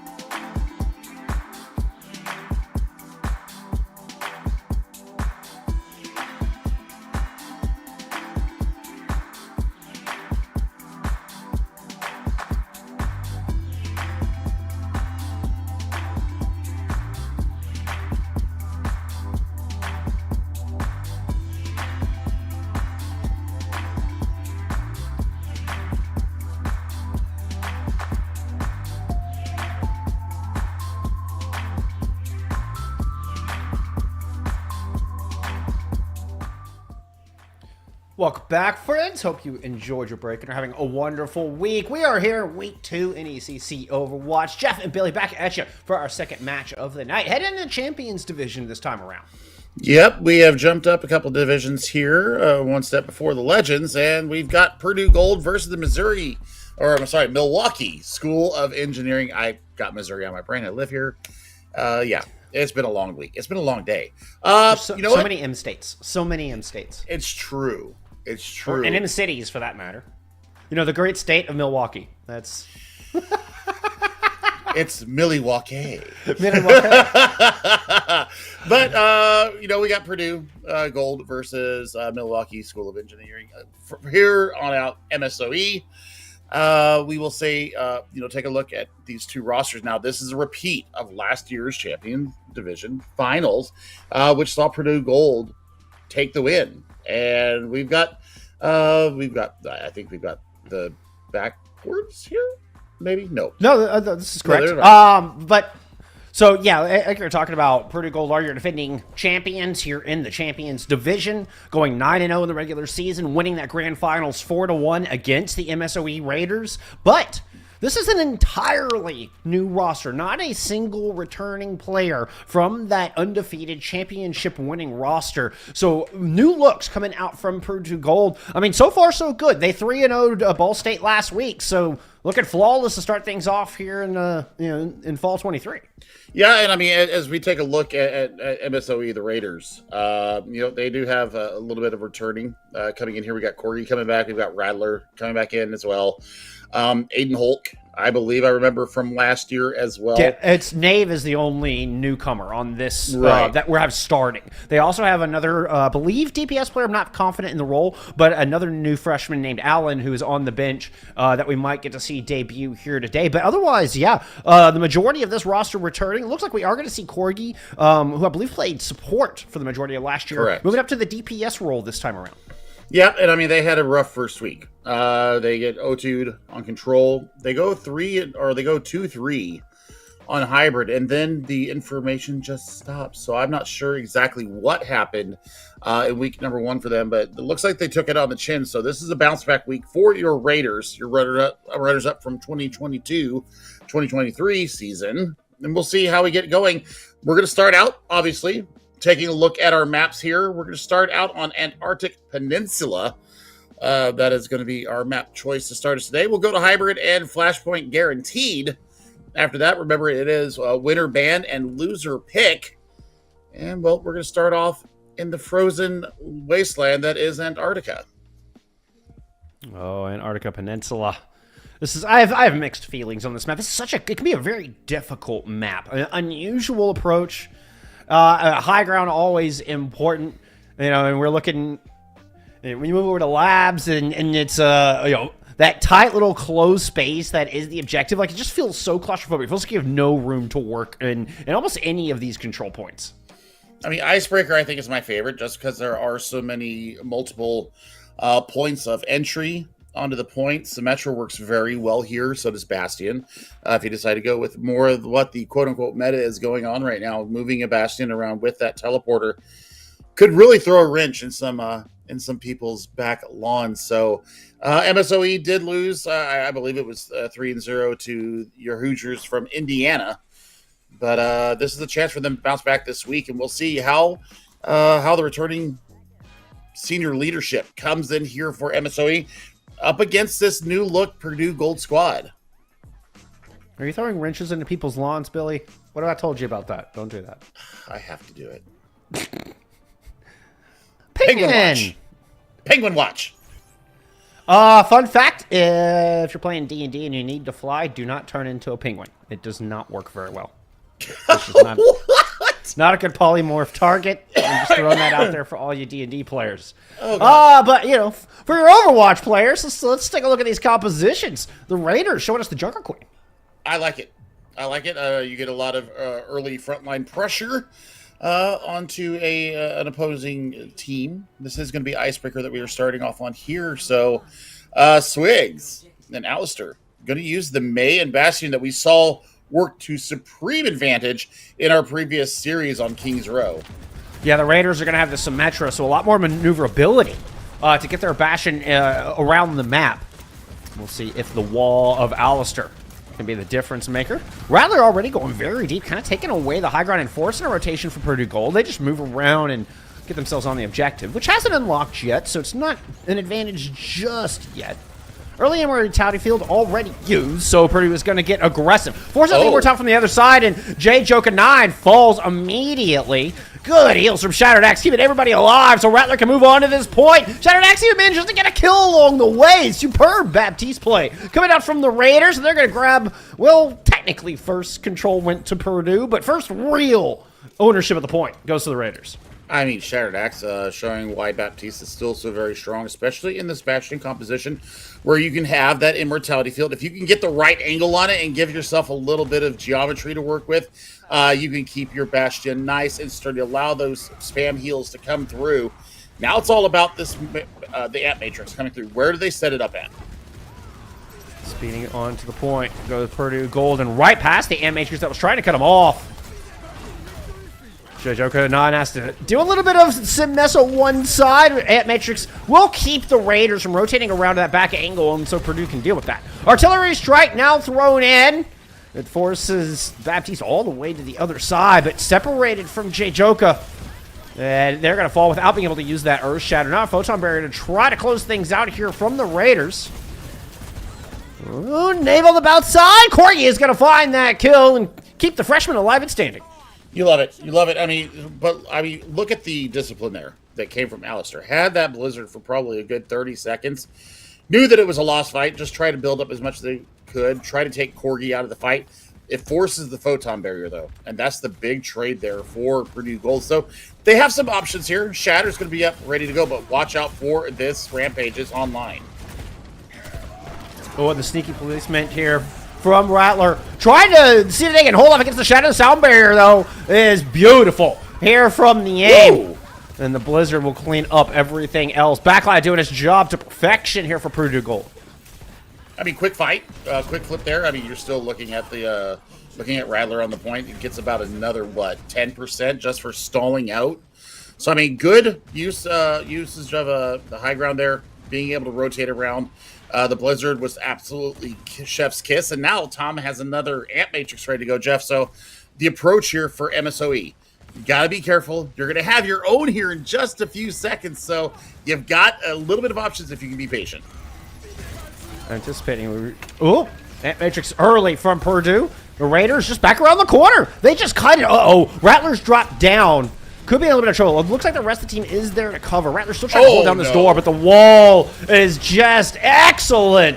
A death sentence for Rattler the moment they cross that threshold. And it's back to spawn you go. I mean, Alistair has been really, really keen on these walls so far, hasn't he? Just had a fantastic time placing them in the right way, has been very judicious with the usage of the ice block as well, and is absolutely deadly with those left clicks. Photon Barrier to start things up. J-Joka9 once again in very, very deep. Aggressive Reinhardt play. The aim was there, trying to keep them alive through it, but Sim Barrier and Ant Matrix is just too much for any Reinhardt to handle. Oh gosh, but I mean, you're going to have a 3-pack of ultimates coming in here for Purdue Gold. That's a late stagger on Alistair. That's unfortunate in the extreme. It's going to be final fight either way, right, honestly. Right. I mean, it's 95, so last fight, you've got the artillery strike ready to go. Your Rattler onto their own Reinhardt now, 65 and counting to shatter. J-Joka is going to get there first. Let's see where we go. This artillery strike is going to make them reposition. Very early.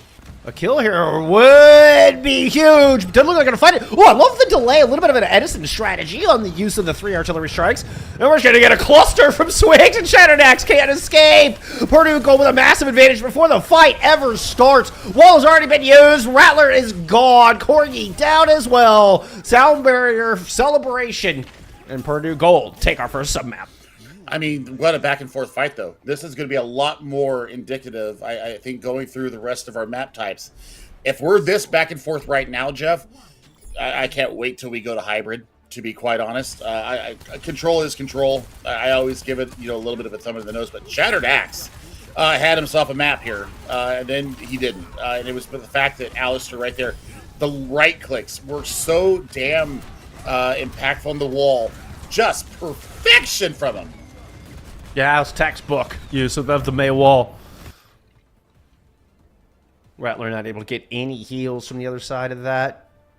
5, Good showing from Nave to start things off. The freshman here from the Raiders. The first use of the artillery truck was absolutely fight-winning. But Purdue Gold entirely built of newcomers. And still, so far, looking flawless. I tell you what, Jeff, this is why I love the NECC in particular, is that we get to see a lot of rotations. Oh my God, that's an early kill coming through. We're all about the players here, and I mean, look at that, just canceling the wall, and now you've got the Orisa. How did the Orisa get over the top of that?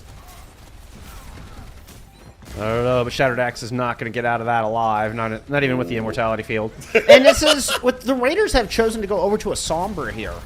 Which, yeah, newly buffed, and her new kit is very strong, but I don't know how well it's going to pair in this Brawly composition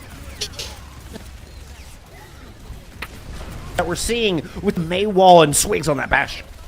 I mean, it's the fact that we're looking at the aim really being aggressive with these amps in. You love the quick mobility and the quick killing power. I mean, this Purdue Gold squad looks just as lethal as last year's championship team. Rattler on the JQ. Early Ant Matrix. Oh, those fire strikes are so dangerous. So's the Bastion. One bomb through that is just immediate death. Rattler wants to get aggressive, pushes out into the bulk of the back. A ball move. God, it's not going to pay off. Your healers just could not get to you. Rattler wanted to make a play, but Purdue Gold shut it down. Now, Alistair following a different story. The freshman Nave finding a very important pick here for the Raiders. Unfortunately, Shattered Axe falls, and it's kind of nullified. Yeah, I mean, you've got the speed to get you out as well, so you can reposition, get your cooldowns back, and get ready for another fight. Now, double DPS Ultimate's ready to go here for Purdue Gold. Big shatter as well! Good Immortality Field. The heals there. J-Choka 9. Surrounded by the Raiders, and yet still on their feet. Eventually, we can take it down and take the Sound Barrier in an M-Matrix to make it happen. 2 support ults just to get the Reinhardt out of the fight, and Nave won't even make it to the point. Finally, we're seeing Corgi show up in the feed, and the EMP is out, but Rattler is down. This is going to be so tough to close out without the Junker Queen there. Now a Sound Barrier from AIM might just do it. 85% on the board here for Purdue, and the Blizzard has Aiden Hulk locked in place, sitting at 1 in a corner. Easy pickings for Alistair. Oh, man, what a great fight. What a great commitment there as well, Jeff. And Purdue Gold right now showing us why they were champions last year. There's going to be a last-second touch. Yeah, Corgi is able to get that, and artillery strike coming in from Nave as well. That does get out some utility from Tom. Oh, but that fire strike, long range. The wall nearly blocked the rampage, but still, I'm not sure there's enough reinforcements for the Raiders to even follow up on it. I say that. That's 2 down. Rattler gets a 3rd, and Nave gets the Suzu to stay alive. Shattered Axe and Rattler just completely clutch that fight. I mean, that's a fight that they should not have won. And I think that there's a little bit of moxie going on there from Purdue Gold, but, I mean, it's 99. You've got at least 4 fights right now, and you just spent your entire bank to take this point over. So, I mean, it's just a battle of attrition right now, isn't it, Jeff? I mean, yeah, it feels inevitable that Purdue is just going to hit a boiling point with their ults. J-Joker 9, whoo, eats a hack, has to use an Immortality Field, or at least get one. Oh, charges right into the Bastion. That looked like the Reinhardt just tripped over a stick mid-pin and face planted. Oh, it's perfect. It's absolutely perfect. Hello? The A? Good kill. The A? Yeah. Hello? Yeah, good.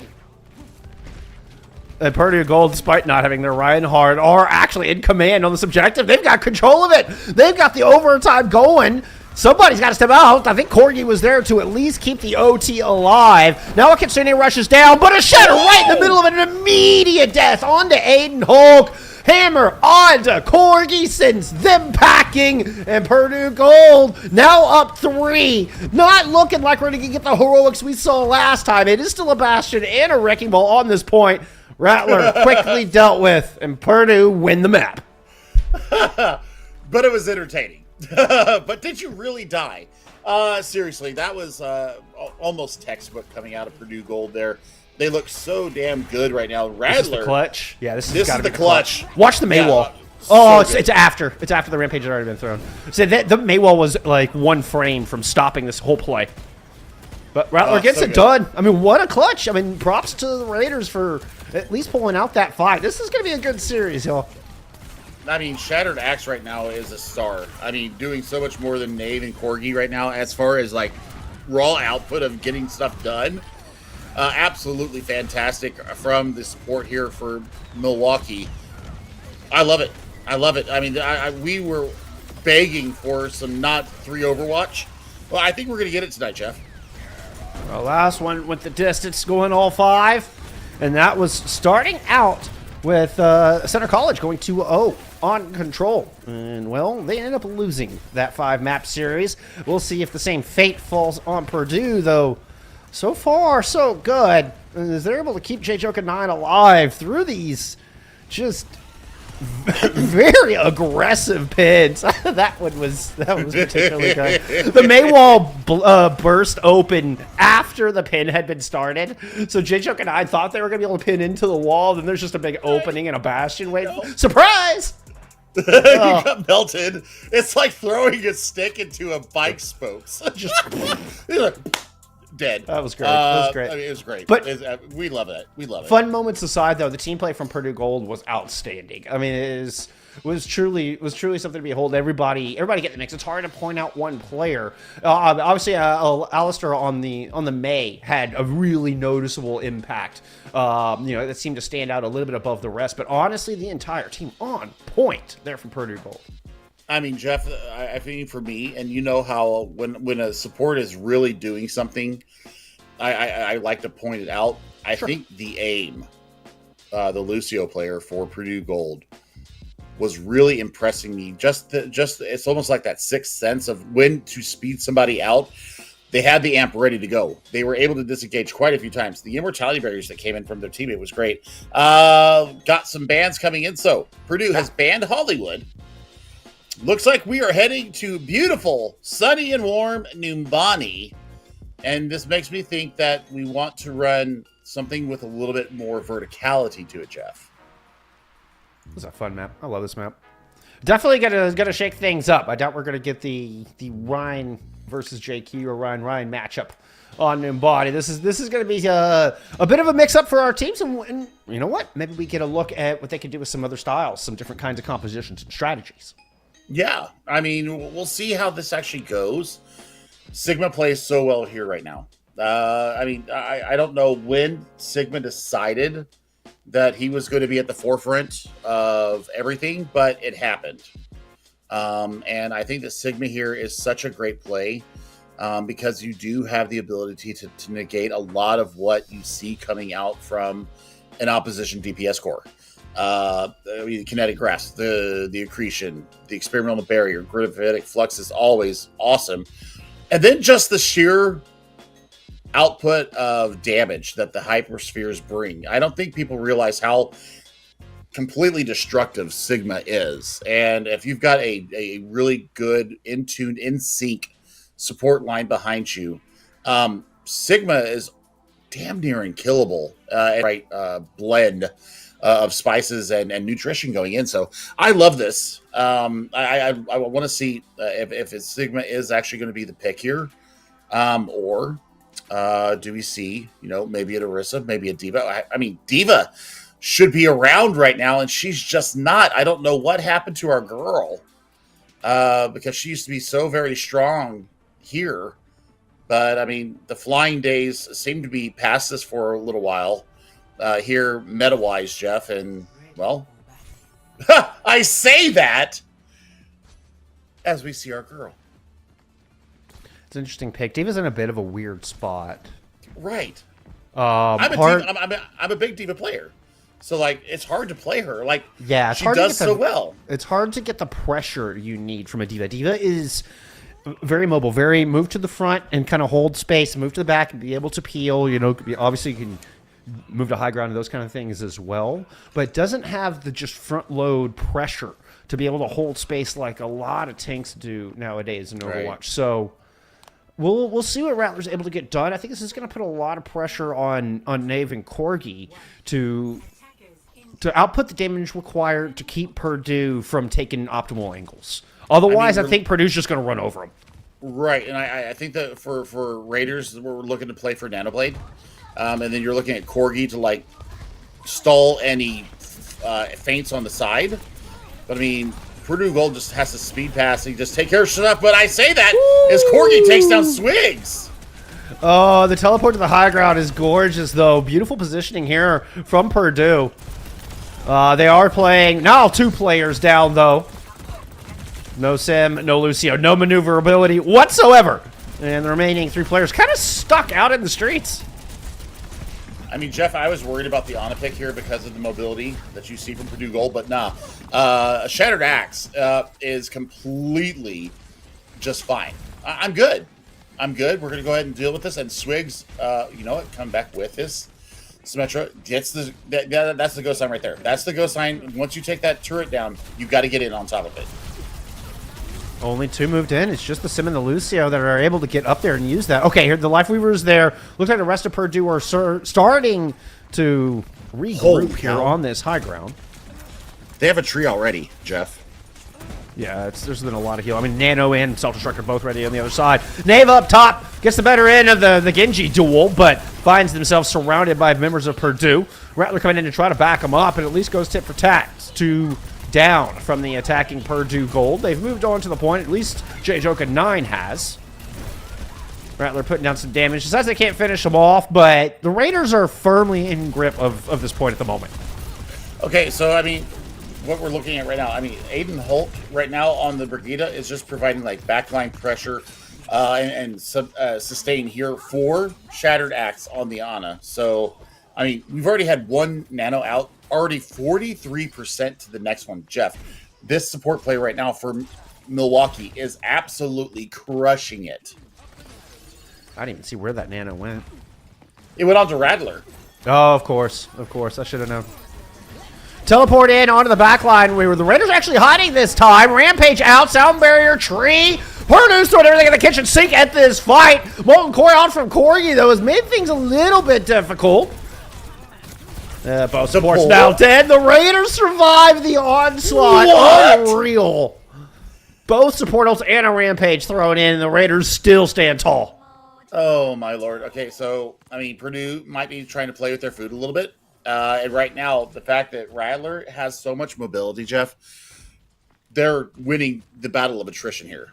We are almost sub 60 seconds. Full swap in the support core right now. You got Blade and the Photon Barrier. They've got to get in on this point. They've got to capture it now. Really fascinating strategy from the Raiders to kind of bait them in and then surround them since they don't have that frontline pressure that we were talking about. Once again, same strategy from Purdue as they teleport to the back high ground. No supports to be found up there.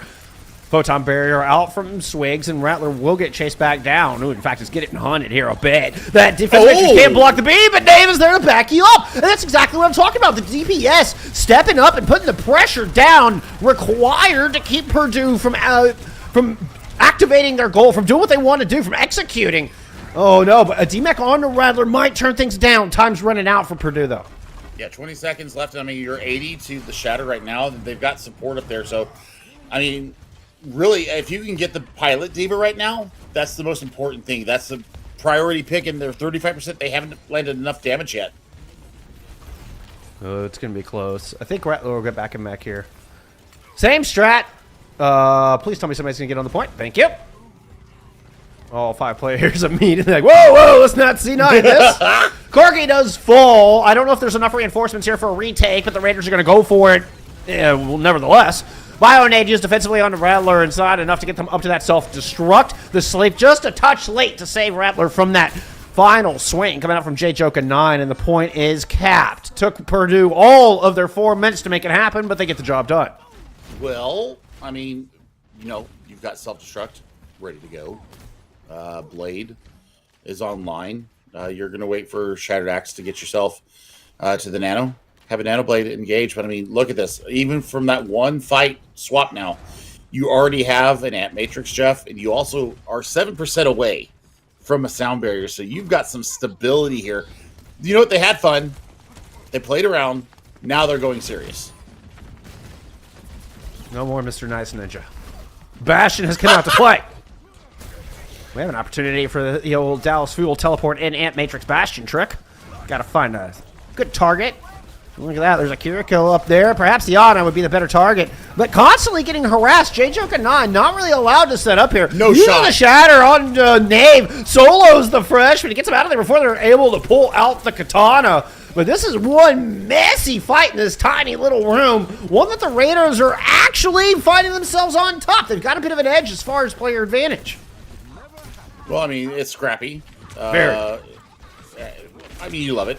Right now, they haven't dealt with Corgi enough. Corgi is the big difference right now in being able to catch these feints and put a lot of pressure onto the shield of J-Joke. And once again, goes down. That is the power. I mean, what an anti coming out from Shattered Axe there that takes J-Joke down. You know what? We're sub 60 seconds again, and we're only halfway through the streets. Smart play from Raiders, putting Corgi on that Torben. They have indeed stepped up to kind of fill some of the missing value that you get from having Diva in there, not having the punching power of something like a Reinhardt or a Zarya or a Junker Queen. But Corgi has truly stepped up to kind of help in that tank department, help in that space creating department. Now, Purdue are walking into the Raiders' trap. They have so many tools, but the teleport is fast. Lightning quick moves here from Purdue, and they're chasing the Raiders all the way back. Fire Strike on a Shattered Axe. Nade used defensively, and Diana won't die! Immortal Shattered Axe does it again, and J-Joker 9 falls to the grandma with the sniper rifle. 10 seconds left, and that's going to do it. I mean, you've got Kitsune Rush, you've got Nano Blade ready to go, Shatter. I'm sorry, and the Blade is ready to go. So I mean, you've got everything you need. They get there on the point though. Kitsune Rush here from Aiden Hulk is going to work through a lot of that sound barrier. Now the Blade is out, and there's nothing to defend against it. The aim is the first one to go down. The Suzu will already use, and it's just working through a hot knife through butter, and Knave cleaves through the entirety of the Purdue Gold squad. They will not make it any further. MSOE stopped them dead in their tracks. Swigs. Score 0-1. Yeah. Switching. Yeah. That was a disconnect. That was certainly a DC moment. I mean, Raiders, beautiful economy. They were fully stocked up in that final fight. Nothing Purdue could do, and we're very patient with it as well. Getting the sound barrier out early and giving Knave the freshman room to move in and have some fun. And have some fun they did. Finding some revenge from that solo shatter from a little bit earlier. Oh, and this play from Shattered Axe. Come on. I mean, Anti slept and gets the final blow. I mean, actually, Aiden got it, but still. The damage was done by the Ana. Don't say that Grandma can't protect herself, because, well, she can. She can. Oh, anticlimactic there. So we go to the pause screen.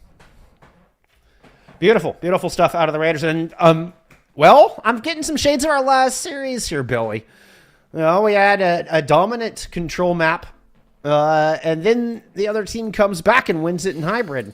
And, well, the Milwaukee School of Engineering have constructed themselves a pretty easily attainable win condition here. Absolutely. Looks like we got our DC player back in. Yep, we do. So the gremlins of the internet have released their hold on Swigs' PC. But, I mean, for Purdue here, I mean, that's got to be a blow to the ego right now, because that was an ego pick that they tried to force for the first 3 fights, and then they got serious. So I would expect from Purdue here, they really need to come out, you know, not fooling around, and it looks like they're doing just that. Swigs pulling out the 76. This is an interesting. And we haven't even really got to touch on the Life Weaver yet.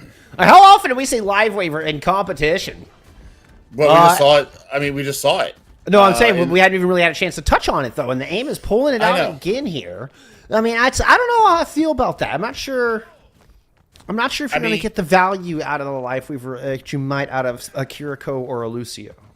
I think that you can pull either your Ryan, because J Joker right now is way over aggressive. Like, please unbind your charge key, because you're putting your team at a disadvantage when you charge in so aggressively. But I think that for the Life Weaver right now, it can either pull your Ryan out or it can pull your Bastion out, because your Immortal and invulnerable while you're being transported away. So I mean, think for them, you make a really good point. With as aggressive as J Joker is, maybe the Life Weaver is a good pick. Good bio day from Shattered Axe to start things off. J Joker has to just back up around the corner. Alistair's going to go ahead and throw wheels down to try to keep the Raiders at bay, but Rattler doesn't care about your Gatling gun. Big old defense matrix works out.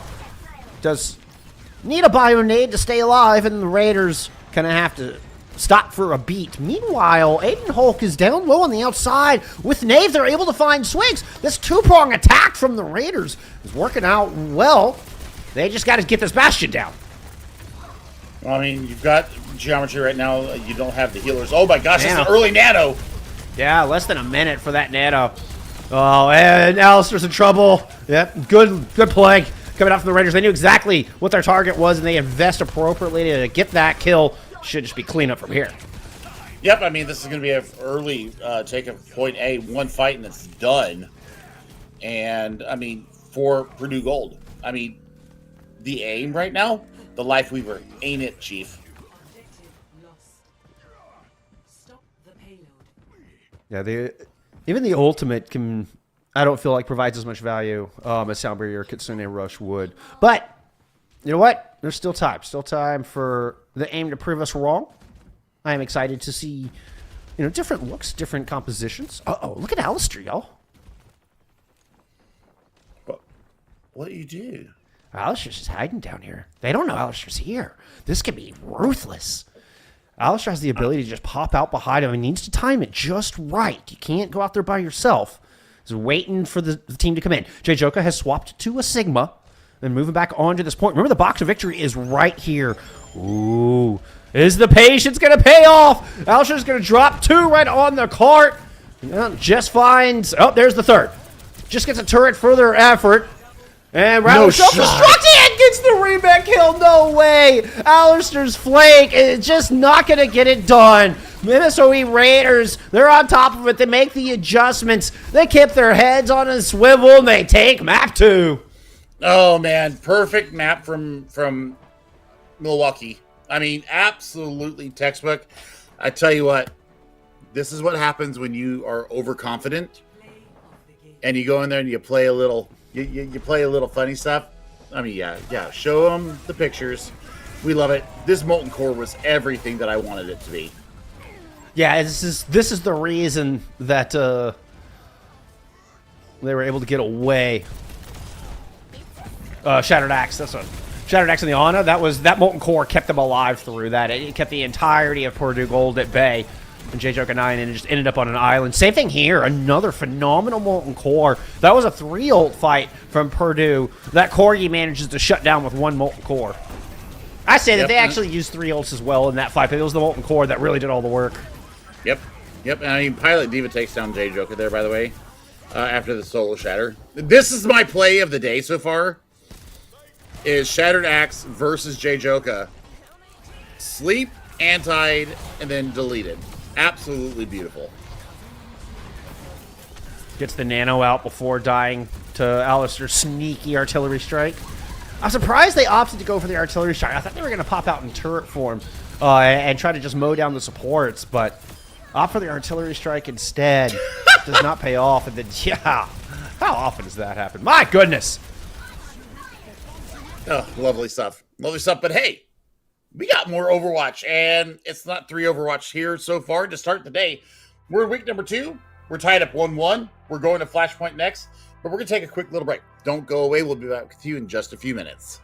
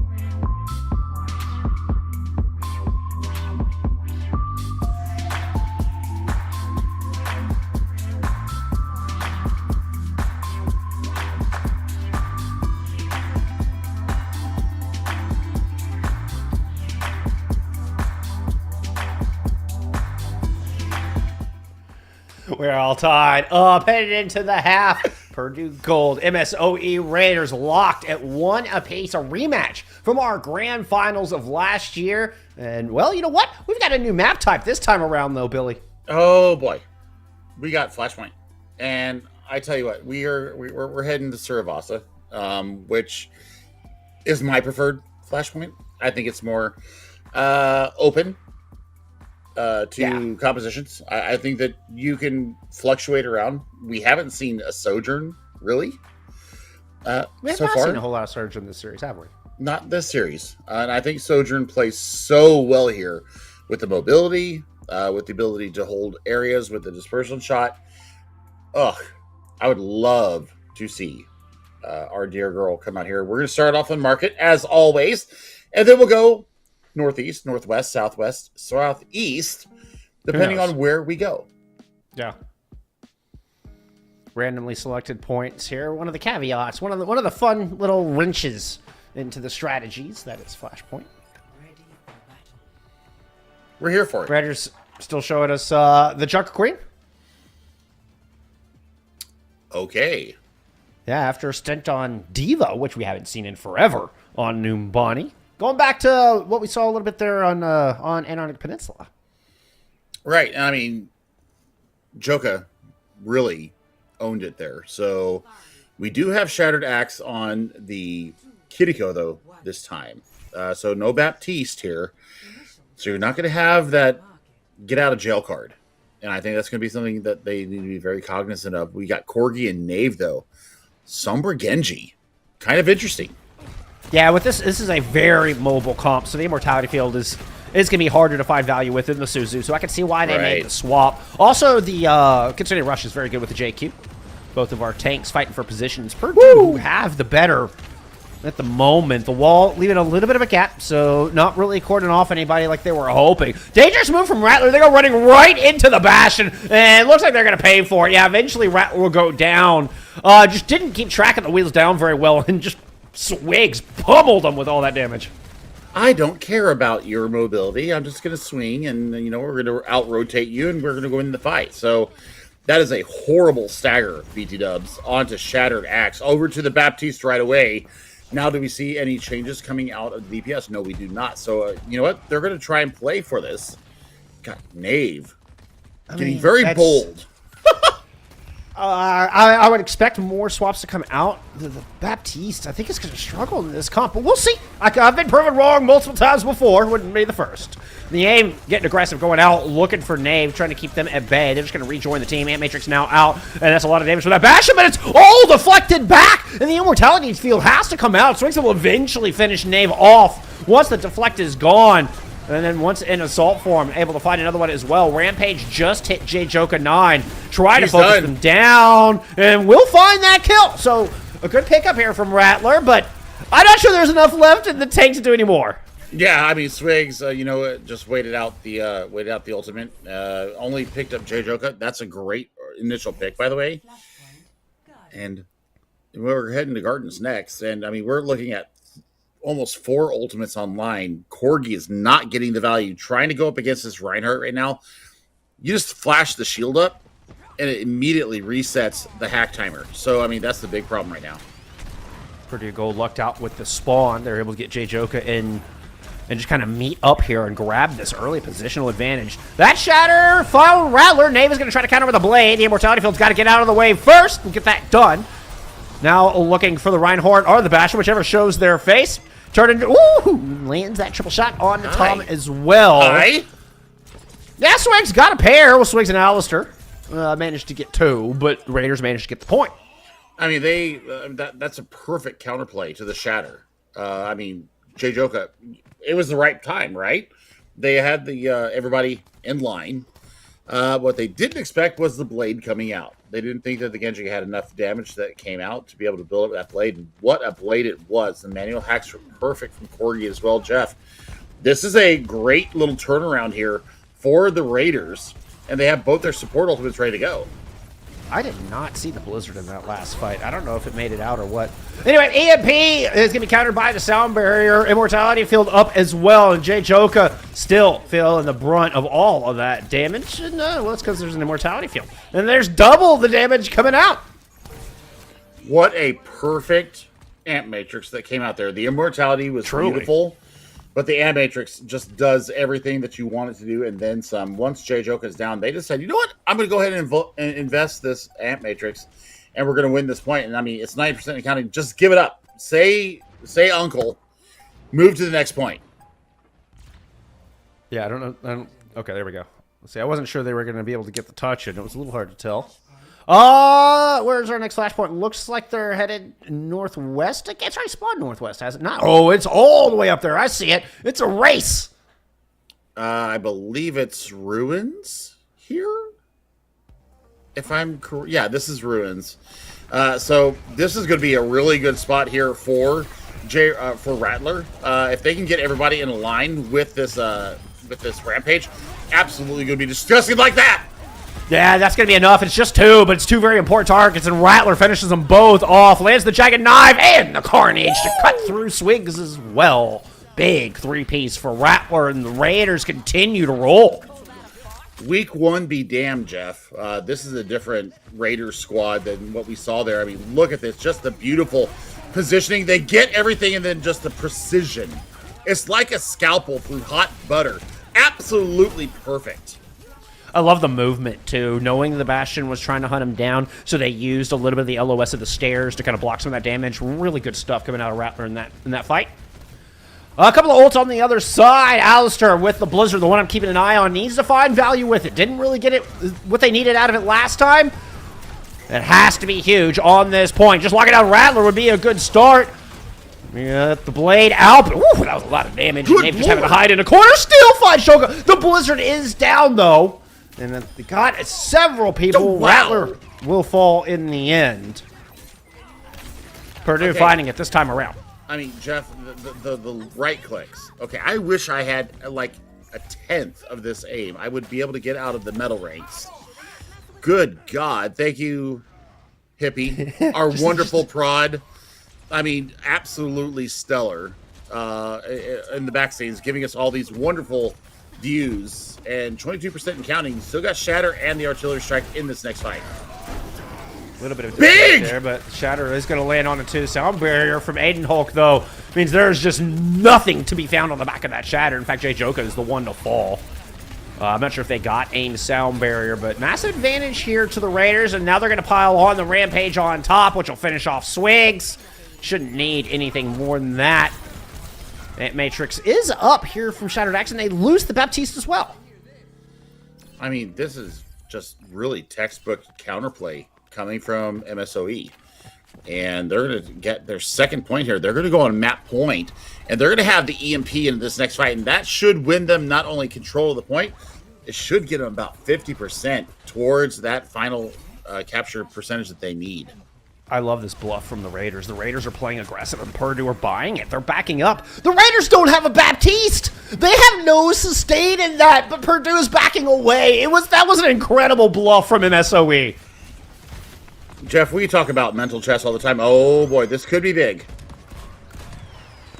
Uh-oh! Rattler's in trouble! Nope, tank, no tank on the battlefield. Oh, we still had one in the pocket. I love using the delay on that artillery strike. It can really mess with people's heads.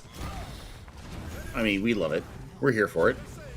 We love Edison. It's a very games. Edison thing. Very it's Dallas a very Field. Edison. Yeah. We're both Fuel fans. We have no shame in that. And well, I mean, I don't even want to talk about grand finals right now. I'm still a little bit sore over that, and seeing all of our heroes cry. Oh my God, big EMP! You know who else is sore about grand finals is MSOE losing that one last year. The EMP lacks a little bit of follow-up. Purdue Gold still 5 strong as they back up onto this objective. Alistair with Blizzard in hand needs to make sure they stay alive and manage to do so. Blizzard is going to come out. On that front corner, it looks like it might have caught one. Tom just stuck the barrel of that gun down Shattered Axe's throat. Wow. Okay, the Blizzard was actually huge, but the immortality barrier and Tom deciding that lethality was the option of the day ends up winning that fight. Now you're gonna have Rampage in this next fight. No DPS ultimates. They wasted everything in that last fight. Aiden Hulk is going to have to be big with this sound barrier because you've got a lot to deal with. What a wall! Rampage totally blocked. Fortunately, the sound barrier lands. Raiders are lucky that even got through, but a later sound barrier and an Ant Matrix from Purdue Gold should seal the deal here on the 4th checkpoint and send us to our 5th and final point here on Saravasa. Yeah, and I think it's going to be, let's see, we're going to Temple. Yeah. We're going to Temple. I mean, look at this. What a wall. What a wall. Perfect. Fight-winning wall out of Alistair. With 2 big blizzards back-to-back. The first one was a little lackluster, but the last 2 have been enormous. And on this point, Blizzard can be particularly vicious. Yeah, I mean, this is Palace, actually. I'm sorry. And, well, this is going to be a very impactful point. Wall big once again. Yeah, it's Nave who's actually coming on the other side of artillery strike into this small little area. Rattler gets thrown into the ocean. Hope you brought your floaties. I mean, I like a good pool noodle as much as the next guy, but I don't think you're surviving that. But Joka goes down. No tank up. Tank gone for both sides. Yeah, it's just Aiden Hulk and Shattered Axe there, I think is what it was. Shattered Axe has gone over to a Moira, by the way. I haven't even had a chance to touch on that. Coalescence ready to go. Point in control by Purdue. Rattler has returned, I think, beating Jay Joka back to this fight. The wall's going to slow things down a little bit. Just in time. Jay Joka returns. What a perfect stall out of Alistair. And now the Earth Shatter is down, and Corgi will not get back on their feet. I mean, you force the fade out from Shattered Axe as well, so you don't get any of that healing resource. You don't get any of the damage output from it as well. Absolutely perfect fight. Now you've got the Blizzard online with immortality. Going to be in the back pocket. Rattler's actually under some duress right now. Yeah, you got to be careful. Yeah, this is last opportunity here for the Raiders. Got to find a way to work around this Blizzard. EMP is out. Blade with it. Chop through 3, 4 immediately. They beat the Blizzard. They decide to pull the trigger faster, and they find the kills before Alistair can freeze them all up. I mean, but it was expensive. Okay, it was extremely expensive. So Coalescence in the It previous was fight. 2. Coalescence in the previous fight, but then you've got both of the DPS ultimates out. So you've got Ant Matrix coming in this next fight, and you're going to have, the aim on the Lucio has generated these beats relatively quickly for Lucio. So I think that you've got some time here. There's the Matrix in the back. And the ever deadly Bastion sitting behind it, but everybody from Raiders just LOS. Oh! Sneaky move from Swiss. Rattler falls. Now Courtney's trying to bring back this 3v5, but so difficult to escape. Yep, not going to happen. Purdue Gold have locked this one down. It was close here on Suravasa, but I don't think anybody is getting back here. Nope, there's the gold ring of victory for Purdue Gold. They'll take a 2-1 lead here in our series. Oh, Jeff, I think we're going 5 again. I something smells like a 5 mapper again. Corgi was absolutely brutal on this Sombra, by the way. This is the closest map that we've seen all night between the first series and now. Oh, my God. So good from all of them. I mean, and Nave, the freshman, absolutely owning sometimes on these dashes going in. Yeah, I mean, just fantastic play all around. It was on a hair's edge, Jeff. I mean, between these two teams, they understand and they're willing to adapt on the fly. That's my favorite part about all this. That Blizzard did make it out in that fight. It was just way late. That was the one I was questioning earlier.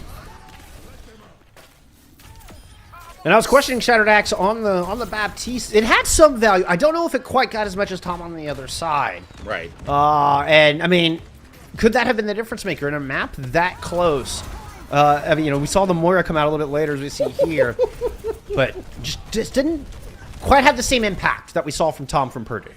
Right. And I think that, it's just a little bit of compositional difference. But I mean, that blade right there was absolutely delicious. That whole play was really good. Yeah. Oh, I mean, Nave has some really good Genji mechanics. And, for those out there that are watching right now and understanding the mechanics of Genji and how to dash and how to work the blade. By the way, I suck at Genji completely. His understanding of when to dash in, when to be able to throw the deflect up, and then, go in with the katana again. Absolutely picture perfect. I got, 11 out of 10 on Yelp for him. Saw some good ones in there, and a good Genji play definitely puts a smile on my face, Billy. Whew. Back and forth, these two teams go, which, well, it does mean that it will be MSOE Red's map pick as we head into push. Oh. Oh. So Purdue has actually banned Esperanza. Mm-hmm. MSOE is taking us to my former homeland, New Queen Street. Home of Sojourn, some great poutine, and the Overwatch League Grand Finals. We're headed to Toronto here for map number 4. I mean, I'm gonna let the pronunciation of that slide just because you are a Texan. But seriously, I think this is a great pick. Pronunciation of Toronto? No, poutine. Of poutine? Poutine. Okay. I lived in Canada for a year. I never heard anybody call it poutine.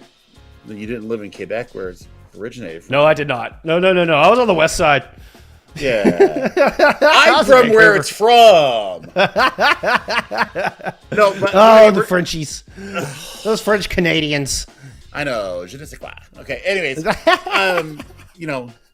C'est le tabarnak. Okay, but I think this actually plays into MSOE's favor right now because Corgi has two options here.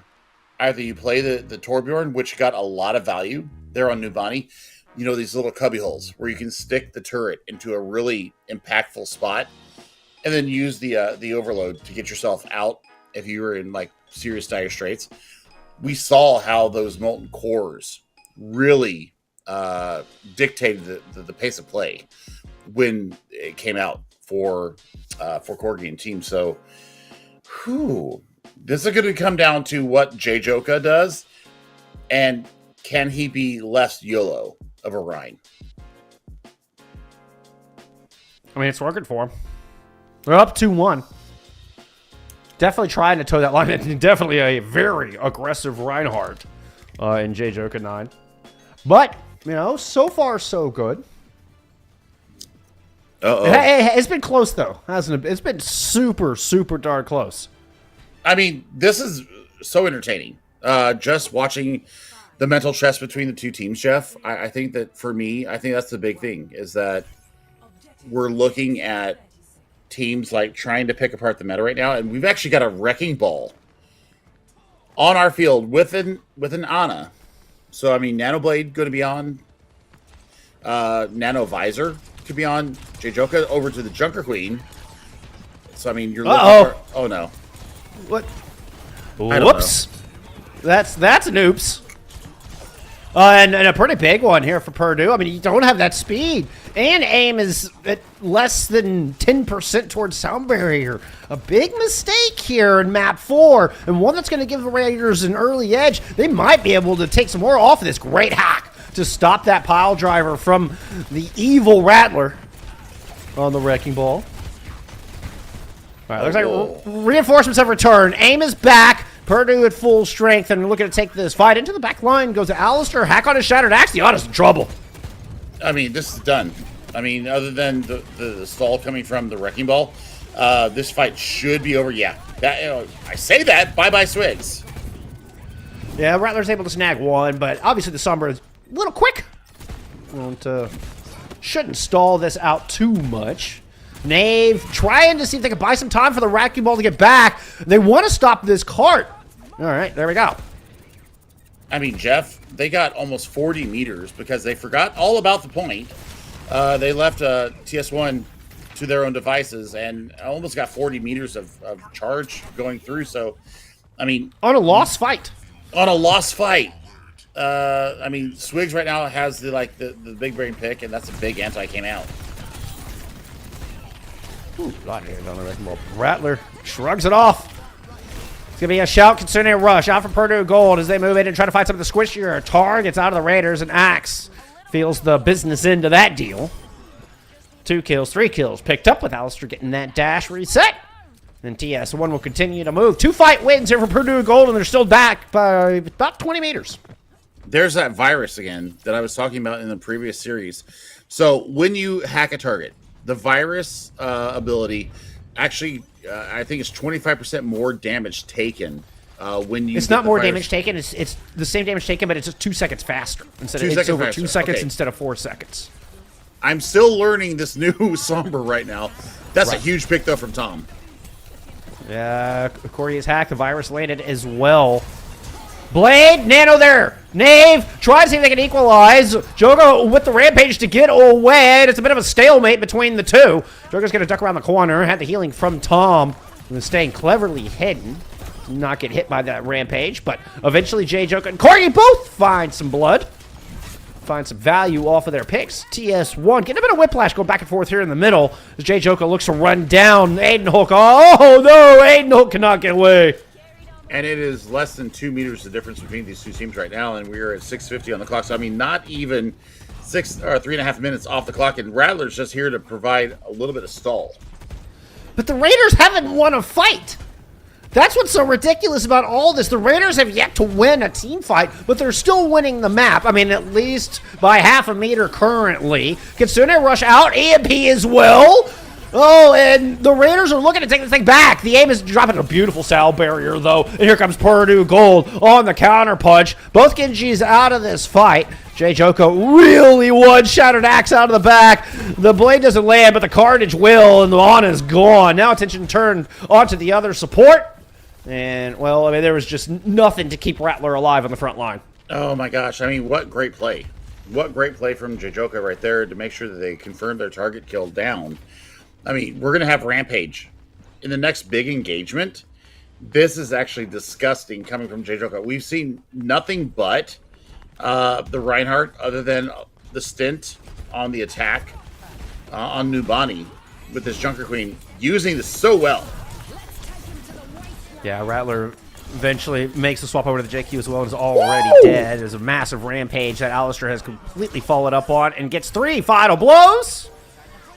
Good start. Purdue Gold have been flawless. The Raiders snuck 40 meters in, but Purdue Gold have won every single fight. Nano on the board.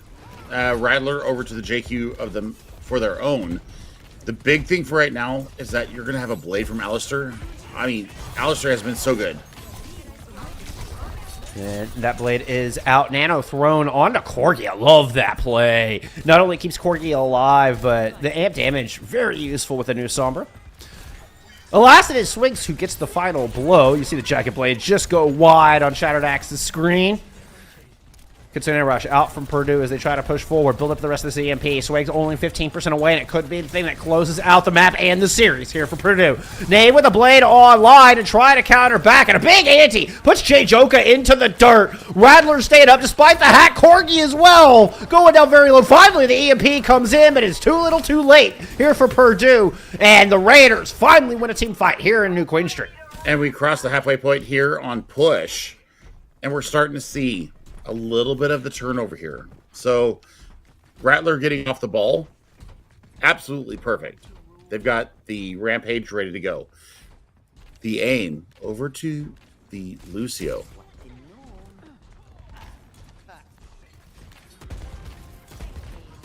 A lot of room to make up here for the Raiders, and they lose their honor at the very beginning of the fight. Not good. Already done. That fight was done before it even began, Billy. I mean, looking at Swigs right now and looking at Rattler, yeah, Rattler goes down, Aiden Holt goes down. Oh, my word. This is going to be a forward progression once again. Swigs is having a fun time on the newly buffed Sombra. And they're just dealing with, Knave so easily. Nanoblade's going to be available in this fight, though, Jeff. There's the Rampage EMP combo, and it's monstrous. That gets almost everybody. Damn. Very clean play. I mean, it was 3 ults thrown in, but a clean fight win from the Raiders.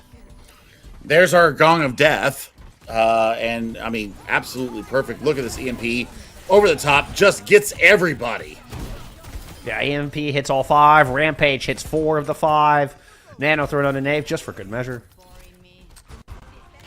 Yeah, you probably could have saved the Nano, honestly. But, I mean, you know what? It is what it is. Blade out from Alistair, and Aiden Hook immediately gets cut in twain. Shattered Axe follows shortly thereafter, but supports falling to the katana of Alistair, who only has 30 health. Will get finished off. Knave equalizing here, but without supports, the Raiders just have to back up. Yeah, or die. That's enough. Or die. I mean, we're looking at a 70, almost a 70-meter difference right now. Jay Joka, with the Rampage right now, nothing to defend against it. I mean, you got a Suzu. And if Shattered Axe is the first to fall, this could be the beginning of the end for MSOE. Yeah, keeping a sharp eye on Shattered Axe there in the very back. EMP, the hack is in onto Shattered Axe. They have to stay alive. They're trying to get the Suzu out of this fight before they pull the trigger on the Rampage. Shattered Axe is still alive. The Rampage is in. Yep, there's the cleanse, at least onto themselves, but Aiden Hulk doesn't get the Suzu and will eventually fall. The speed is gone, but Rattler wins the JQ duel. So Raiders still have an edge in this fight, if even ever so slight. And this is just gotten a bit messy. Rampage out from Rattler to try to finish this off, but Aim had the sound barrier. It's a bit of a stalemate. Kitsune Rush from Purdue Gold might just be the difference maker. Swig's taking full advantage. Now looking to chase down Aiden Hulk as well. Purdue will keep moving here with TS1. Yep, we've got EMP online as well. So, I mean, look at this. I mean, it's basically a battle of the hacks onto the Kiriko to make sure that you can't get Suzu out right now. And this is the big thing. And, I mean, I would put Kitsune Rush out right now after you get out of the effects. Yeah, it's another big EMP out of Swigs. And despite themselves falling, the team is able to get the work done on the back of it. Sacrificial play from Swigs to try to keep this bot moving forward and see if they can close out this final map. Less than a minute to go. I mean, 50 seconds on the clock. I mean, we're looking at nothing in the bank here for Purdue Gold. You've got the Kitsune Rush ready to go. This will build up both DPS ultimates, so they should be able to win on the back of a Kitsune rush. Rattler making a swap over to the Reinhardt. And feels like a bit of a Nuno reverse guard here on New Queen Street. 30 seconds remaining. A Kitsune rush out here from the Raiders. Corgi falls before they're able to take full advantage of that, though. Nave trying to go into the back, all focus on the J-Joke, and eventually they are cut down. Speaking of cutting, Nave now draws out the katana, finishes off the other Genji, who also had their sword drawn. It is a bit of an anime duel going on here in Toronto, and at one, it looks like Purdue's on top. Swigs has just a touch of health, though. And still, both teams battling out around this point. Purdue will eventually have to back up, but they have chewed up the entire of regulation time. I mean, EMP can win you a fight here. I think Aiden Hulk needs probably 2 fights to get their sound barrier up. And Radler is back on the wrecking ball. We saw a lot of good stall potential and a lot of good mobility. Rattler he was kind of stuck on a suboptimal pick here just to get back onto the point. And MSO, you have to win so many fights in a row. EMP to start things off here for Corgi, and they're just not finding the kills on the back of it. Alistair is just sticking around despite being hacked, hanging out, camping in the back line. Suzu will cleanse the rampage from J-Joka, but a sound barrier will keep Purdue Gold alive and standing. They take the fight. They claim TS1, Toronto in the entire series. For Purdue, moving on to 2-0 on the season. Okay, week 1 be damned. MSOE is going to be a force to reckon with. I want to put that out there right now. Corgi, going from support to DPS, yes, please, more of this. Looked fantastic. Looked so good in the DPS role. And the Ray, I'd have to agree. They're returning strong here in the 23-24 season. But, I mean, the story of the day is Purdue. With counting last year's regular season, have won 11 straight. Even with a completely revamped squad. Not a single returning player from the championship-winning Purdue Gold of 22-23. And yet they still look just as formidable. I think we do need to unbind J-Joka's pin, though. Let the Reinhardt have fun. Let the Reinhardt have fun. I mean, we saw it time and time again, though. Up against a formidable support core. Right here, this is why. You can't go in that deep if you're not ready and able to take care of the things that need to be taken care of. I mean, Shattered Axe is definitely no slouch. One does not simply chase down Shattered Axe. This is going to be our rally cry for the rest of the year. I mean, what would Shattered Axe do? That's what we all need to be asking ourselves is, what would Shattered Axe do? Also, Rattler is actually a damn good tank. The game sense, great. I mean, look at that. You talked about it, the LOS on the stairs. Yeah, really good awareness. Absolutely beautiful awareness. And, yeah, I mean, game, please don't fall off the map anymore. I mean, hey, you know what? If you can win New Queen Street that convincingly, maybe that's the new routine. Maybe AIM just runs and leaps into the river to start off New Queen Street every time just out of superstition at this point. Because that was dominant. Purdue won, 5 team fights in a row before the Raiders could even really get their feet underneath them. I mean, yeah, I'm totally here for it. It was so good. It was so good for both teams. Yeah, it's a 3-1, but that's probably one of the closest 3-1s that I've ever experienced in my life. And I mean, this just builds up to, these students absolutely playing their hearts out. And tenacity is the word of the day here in the NECC week 2. We are talking about tenacious players and putting it all out there. 3-1, yeah, it's a great score, but that does not tell the whole story. No, certainly not. I look forward to seeing more out of both of these squads. Champions Division is going to be a lot of fun this year. I can already tell. And we've got more fun coming up. We have one more match for you tonight. It will be another bit of an extended break, so bear with us, but don't go too far. When we return, it will be NAU taking on Sac State White when NECC Week 2 Overwatch continues.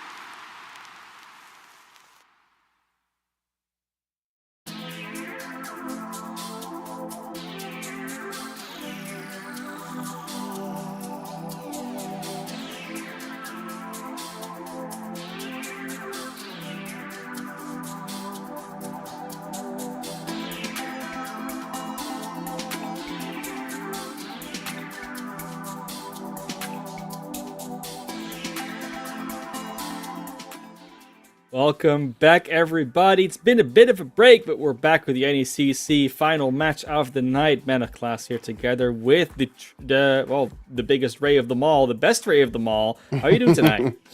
I'm doing pretty good. Very excited to be back behind the mic with you. It's been a couple weeks, so very excited. We got two amazing teams to get going with. So, while we're talking about, let's go ahead and pull up that roster for NAU Academy A. Lots of talent on this team. I'm a big fan of the name Scorpio because, that's, my sign. I'm born in October, so, it matches up, but a lot of talent on this team. Fun fact about if you're gonna go there, I am sort of a Scorpio, but I'm also Sagittarius because no one can agree on when those where the border is. Yeah, so I'm just at the edge of it. So I don't know. I think the overall consensus is, at least the majority says I'm a Scorpio, but then sometimes it's Sagittarius. Doesn't matter. These players definitely know what their star signs are. At least I hope they do. If they don't, then they can always look it up. But NAU Academy A did not unfortunately get a win out of their first week. They did get a 2-3 defeat, but hey, 2-3, that means you're almost there, and that means at least the match was close. That's usually a much better one to lose than if you just get stomped in a 3-0 in any way, shape, or form.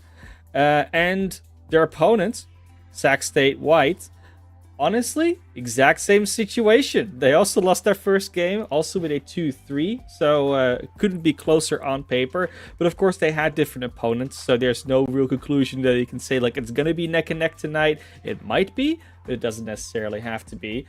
And of course, because we are now with a new map type that we've been getting last season, and we've only had 1 week up, Flashpoint is in the pool on the 3rd position, but we're going to be starting with Control, then Hybrid, then indeed Flashpoint. Then we do still have Bush, Escort, and potentially a final Control map if we need it. But no more repetition of map types has been a revelation and a joy to behold.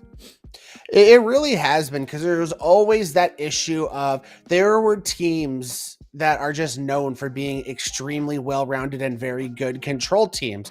So they would always win the first one, and then they would just have to make sure they win one more after that so they can force it to the 5th map, which would be control, and then they're heavily favored because they're very good at those maps. So it kind of gets rid of that, all we got to do is make sure we win both the control maps.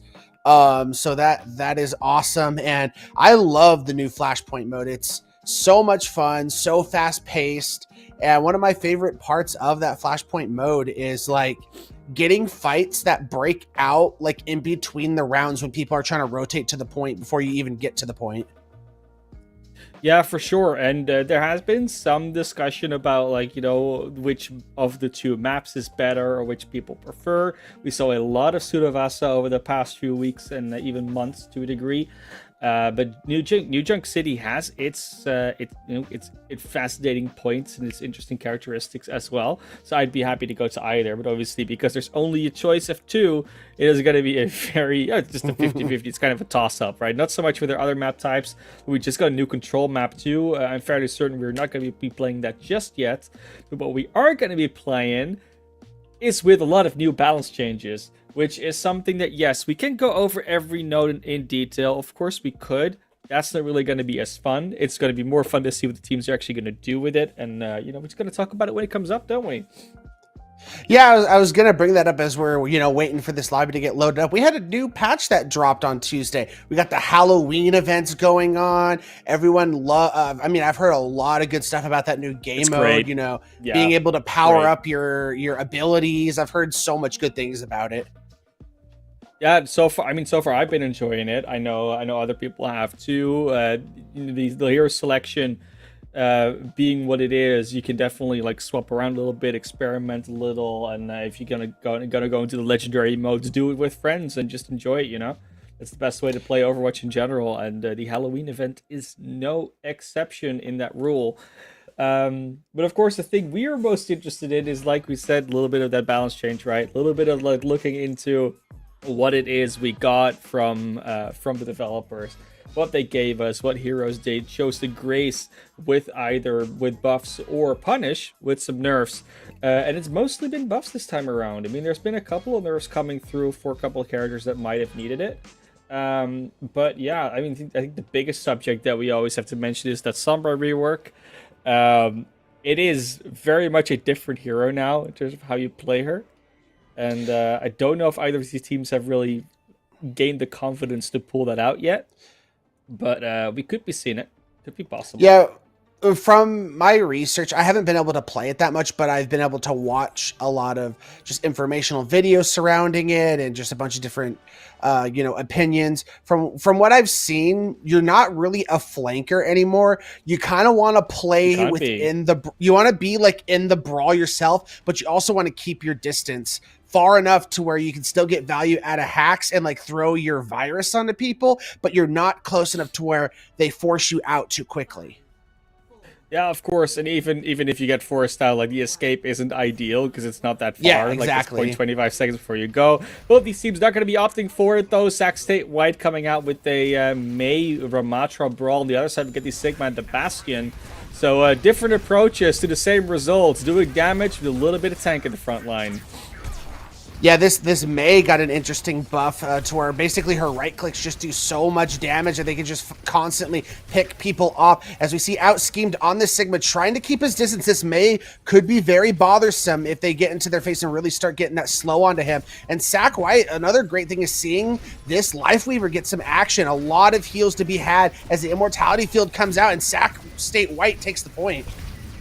And it came out a little early, but it still got all the value it needed. It was still the right moment to use it. Now both the Immortality fields have been used. We do see Funny Gut go around the side with this Mei. Not really on the point. We see the Mei play usually, trying to use that wall to keep the other team out. And instead, they've been evicted just by the sheer force of the Bastion coming through, shooting basket of bullets at them. And Scorpio, yeah, they're just got to push him away. Not even really a lot of eliminations through. Just that one on Fat Jello, but it was enough to get Sac State Wide out of the picture. That's the issue with the way Northern Arizona was playing. Sac State was playing. You're playing more of a brawl composition, but your Mei is going off on flanks. Everyone was too split, and that's what this Sigma poke composition is thriving on. Being able to pick you guys off one by one, just like that. Fat Jello, gotta be Fedetto. Scorpio looking for a little bit more. They do find little Meow Meow on the other side. Nev gets 2 and also finds Scorpio. Good split off with the Mei wall. This time around it does come into play. Asmodeus does not let it go for free. Will throw out the Deadeye. Will not get any value out of it, but at least a little bit of zoning. And with the Blizzard, that should be the last 2 eliminations. The window will keep actually their tank alive for a very long time. That's a hard one to eliminate. And they might be overcommitting here. No, the wall comes out once again. That should be the eliminations that they need to just completely securely take this fight. They already flipped the point, but now they get some extra eliminations and some stagger kills to boot. The one thing you can take away from that fight, class, is that they forced out that annihilation out of Neb. Being able to survive long enough and have the ability to possibly get out, that you force that out of him, so they don't have that to continue holding here. So Sac State White is now, NAU is now in a power position to come back. They have that sound barrier to sustain, and they're going to have a flux to throw in a lot of damage. They didn't quite get a lot of value out of their Bastion ult themselves, so now it's going to be a window advantage for Fedjello to just provide a lot of damage and utility to their team. Not going to really come out, so they actually do back off quite nicely to avoid the Bastion transformation that's going on in the background. Inside dot schemes dropping straight up onto the Reaper. Wolfgate take out Fuse, and there is the universe. It is definitely singing to him, and what a beautiful one.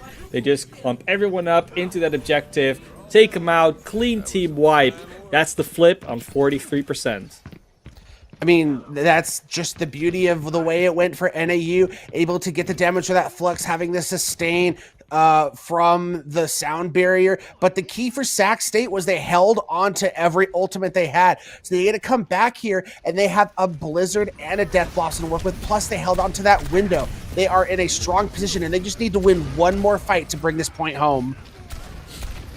There's a little bit more, but both these teams are at a percentage where this could very well just be the last one. And with the spam through the corridor, they're not even going to get to approach the point. It's going to be a quick reset from Sac State, so they have some time to regroup and go for another play. They do have the ultimates to play with, but they do need to get to the objective to use them. Yeah, both of these ultimates NAU's having to defend with here are ultimates that are very hard to get value out of. Bastion ult, when you don't have a flux to combo with it, is very hard. And then you have a High Noon, which is just so situational. Here comes that artillery strike, but it's not going to find anything. Oh, just tried to zone a couple of people out, but it didn't actually do the job properly. Outscheme jumps down alone, will not find any value with their rock and their follow-up. They will find Fuse with a Deadeye, but that's all she wrote for NAU Academy A as everyone gets eliminated, taken out. The point is flipped, and with 2% left, no one's going to be able to touch. That is the first point going over to Sac State White. I mean, very well done by Sac State White being able to come back into that fight. They had that ult advantage. It was looking a little rough there when they let one of them go down early, but they're able to regroup because they had that ultimate advantage and make things work. And there's that Bastion. That was the one thing people were actually a little upset about coming into this patch was no Bastion changes. Everyone thought a Bastion nerf might be coming, but he is still just as powerful as ever. Yeah, and it's always the question, right? Like, what is the thing that is powerful? Is it the hero himself? Is it things that enable the Bastion? Like, is it on the supports? Is it in the tanks? And there's a lot of arguments for like different things that are looking around. So we will see where the devs take it next. I'm always excited to see what they're coming up next, because sometimes they come up with something like, wait, what did you think was going on? Why did you nerf it and buff this? And then like a week later, like, oh, now I get it. It's a really fun dynamic, and I think this patch is doing a similar thing, where Fuse is now coming in with the Reaper. Again, wasn't doing too much on the last objectives, trying to find a little more value this time, as Scorpio did go over to that new Sombra, and together with Asmodeus, they do find Funny Gut out of the way there. No more May this time around, it's just the Bastion Mirror, but that's going to be a lot of damage on the Fat Jello. The hack is just going to be a little bit too much, and I mean, Scorpio kind of still playing that Sombra like a flanker. I mean, yeah, it worked very well. I mean, if you can find a key target, especially from the off angle they're playing, because you're still playing at an angle where if someone sneaks by, you're able to get a virus and your team can still follow up on it. But that virus is 100 damage over 2 seconds. It could be devastating if you get that on someone with some focus fire. Only if they're hacked, otherwise it takes longer. But yeah, definitely hack your target, throw a virus on them, it'll take a bunch of damage.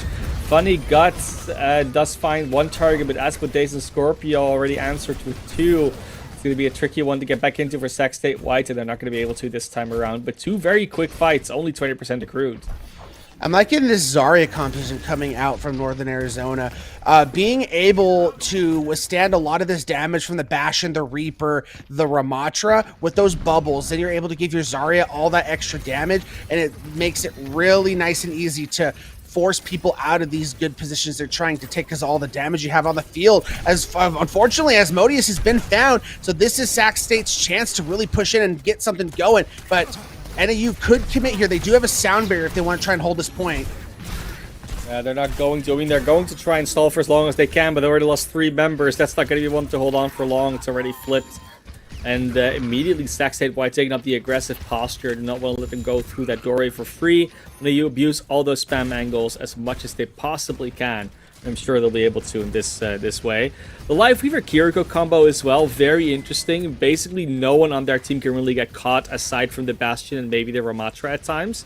So it makes them a lot less susceptible to this whole Sombra identity that has been put up by Scorpio. And even that window for Mozzarella cannot do anything as Asmodeus gets blown up, and that is where this fight should already be over. They're still going to try. They're not just going to give up like that. Of course they're not, but it's a very tricky one. Couldn't even get a hack off Scorpio, and they're going to be able to retreat, get back to their team. And the percentage is almost evened up. But you see how quick these fights are. Both these teams very explosive. And they haven't had to use any ultimate Sac State White, which is huge when they're about to match the percentage here.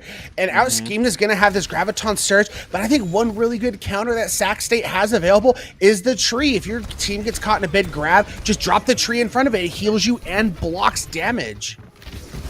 And it should be the right counter. It is the right ultimate to use the situation. I think that's also why both of them are holding on to their ultimates at this point in time. But there was the artillery strike. There is not even the tree. They could just use the pedal platform to just deny everything. The tree does eventually also come out, but it takes a little bit longer. They block the Zarya from getting back into it. They wanted to follow up on their grab, but instead they get followed up on after their grab. Cannot even catch the Kiriko. She just teleports out, and that's going to be an annihilation wipe. A true annihilation of NAU Academy A, as they have to reset for one more fight to potentially still claw this map back.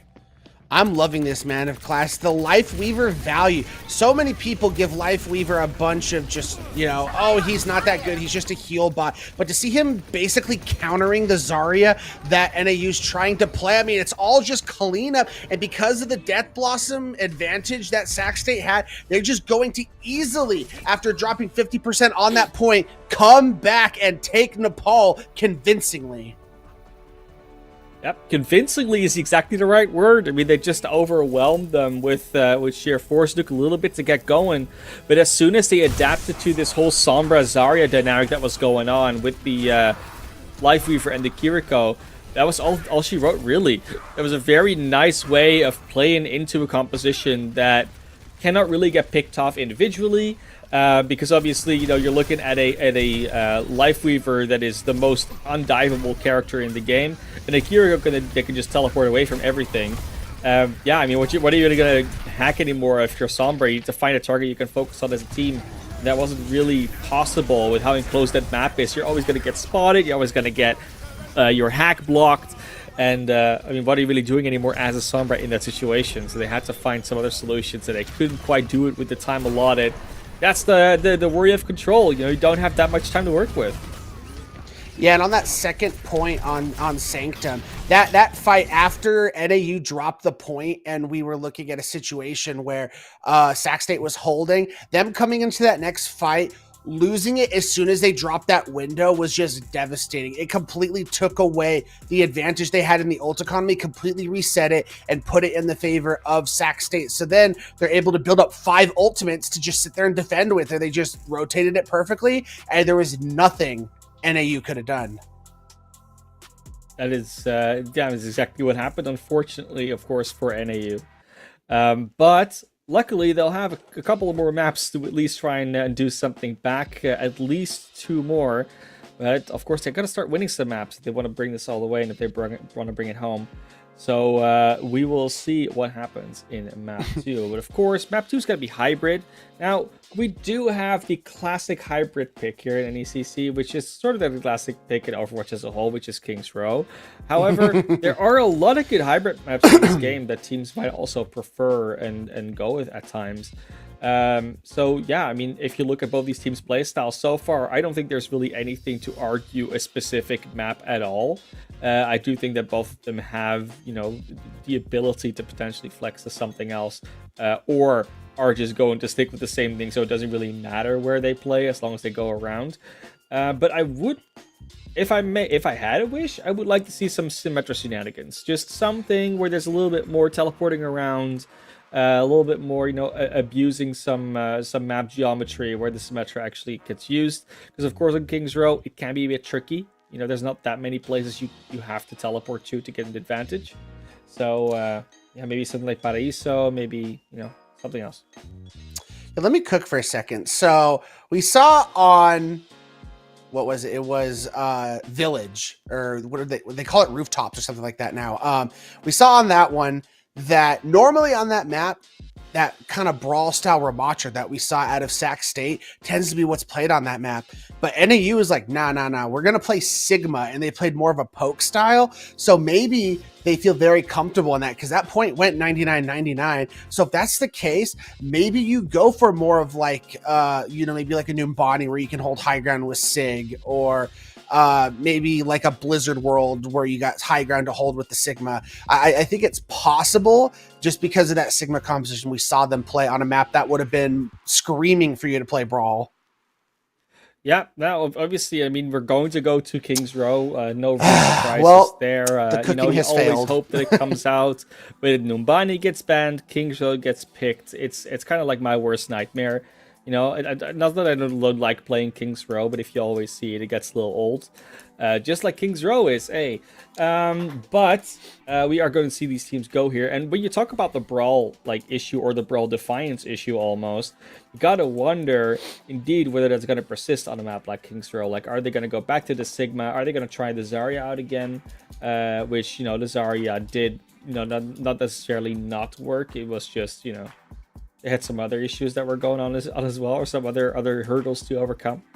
And King's Row has traditionally always been, Overwatch 1, it was the Reinhardt Zarya map, but right now it's still potentially the Reinhardt or the Zarya map. You can also go still to the Orisa, to the Ramatra, the Sigma. Like, it feels like a lot is possible, as long as it's not Roadhog, really. So yeah, we'll see whether or not they're going to bring, like you said, again, that Sigma out, or if they're going to go for a more traditional Brawl. I do think on a map like King's Row, Sigma is extremely viable, so it is definitely possible. I mean, the question is just, you got to come back in this series. The Sigma was where you were closest in that fight where it was 99-99, so I think that's definitely a possibility, but only time is going to tell. The fact that we see Sac State playing this Ramatra, I don't remember who I was listening to the other day, but they made a point where, because Ramatra did get 1 second, basically the cooldown decreased for his Nemesis form by 1 second, so he's able to pop that a little bit quicker. Basically, there was an argument where maybe we see a little bit more Ramatra, and someone made the argument, it's like, Ramatra hasn't been meta for so long. I feel like teams, especially like if you're just in your regular comp games and you go against Ramatra, you're just so not used to it that you can really take full advantage of that just because it's been a while. So maybe that's what we're seeing here from Sac State, so NAU hopefully can make the adjustments to really deal with this Ramatra. Yeah, of course. And, Ramatra has always been that hero where I feel like Ramatra's really on that knife's edge, where, if you give him a little bit too much, he just runs over teams constantly, just doesn't stop. And that was really what it felt like in the last map as well. You saw this Ramatra, as soon as he sort of came online, he just kept on being online and running over them. And that's why the fights were over so quickly as well, because it was just a Ramatra punching through, and either Ramatra wins or the Ramatra doesn't win. And the Ramatra just won most of the time, except for that first fight or two. So that could be a very snowbally situation on King's Row. Of course, we also know that on King's Row, once you get to the third point, sometimes to the second point already, you can really get stalled out. And then that Ramatra might not get the value that it does anymore. But if we talk about a snowballing situation, especially with that lower cooldown on the Nemesis, this is going to be a potentially very tough map to hold for NAU Academy.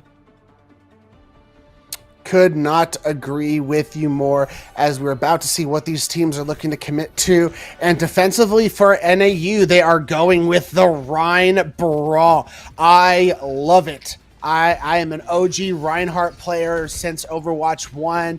Obviously, since Overwatch 2, all tank players have had to expand their pool a lot, but I love me some classic Rein Overwatch, especially with the buffs that Mei has received. I think this Mei Bastion could be absolutely devastating, especially if Scorpio can get some really good walls and isolate Neb away from their team. Gonna be the classic Widow poking out the window. Nope, no, they're not even gonna bother. Maybe Fuse will, I don't know.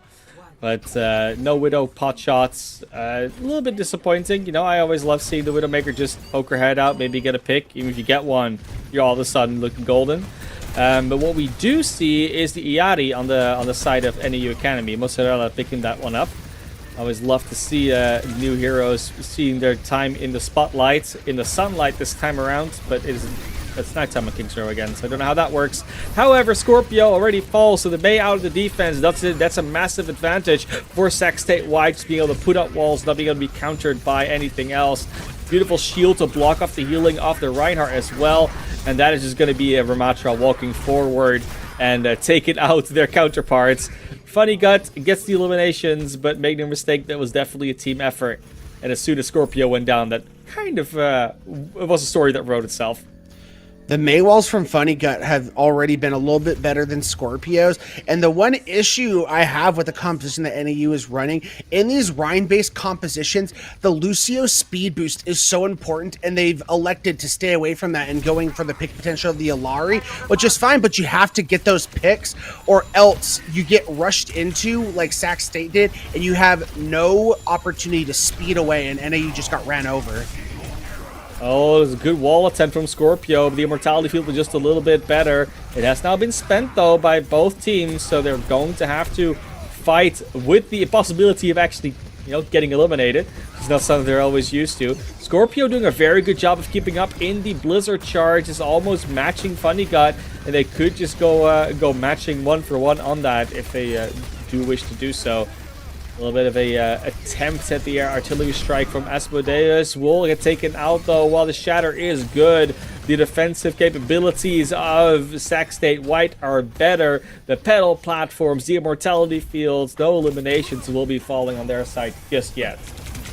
That was extremely unfortunate timing for NAU. When that shatter came out, two people had immediately died, so you were already in a losing fight. And Sac State have only had to commit this this amplification matrix, and finding Scorpio late in that fight is absolutely devastating. This pretty much secures this second point for Sac State, because you're down a person if you're NAU. And NAU, the bringing a person down seems to just be the story of their life so far. But nice knife grab onto Fuse, putting them to the high ground. That's where you want to see a Bastion drive around, and with a beautiful Blizzard as well. That's going to be at least 2 eliminations on the tank and on Asmodeus as well. And what are you even going to do? I mean, the story came through. The Ramatra is just punching through, but it's not even the Ramatra anymore. It is just the sheer difference in the Mei and the Bastion setup that is being enabled. And a lot of that is also due to the Lifeweaver. Like, they're just able to be aggressive because they have that safety net of being pulled back. Oh, no. The Blizzard, though, is really good. NEU Academy finally gets a little bit of a get out of jail for free card. They're going to be able to set up a defense a little bit better after this one, but it's not over just yet. Look at that. Nep with more Ramatra power. It won't be enough, but you can see how tricky it is to take them out. Everyone complaining about Orisa survivability. Why are we not talking about Ramatra survivability? I guess we'll start doing it now. What a great play from Funny Gut. Just in a position where they might be absolutely staggered, and they were, but to get that Blizzard out in time while the rest of their team's coming back, and they're able to take full advantage of that. Defensively here, they need a very good Sunstrike here. They're going to be, I mean, the good thing is there's no shields or anything to really block this, so it should be an easy one to get full advantage of. Nice zoning ultimate so they can get around the corner cleanly, and they do indeed just do that. Forces some cooldowns out of the Marissa, but there is the counter artillery strike. Asmodeus takes down the triple kill. Well, it's double in the immortality field, but that's kind of sounds like a unit today. NECC is going to try and answer with a Nemesis for him. Does indeed find one. Are they going to be able to find a little bit more? They are looking for the Orisa, trying to block that off. Not able to get the Paladin out of the way until a while later. And there is a Sunstrike to try and clean up this fight. But can they actually do the damage with it? Doesn't look like it because the Tree of Life was in the way. And now NECC, together with Fat Jello, through the Amplification Matrix, gonna find one, gonna find two, and out schemes plus the Iliad. They're trying to get away, and they're not gonna be able to. Well, they're still surviving, but that health is lower. The beam does less healing, and it still, has to recharge after a while.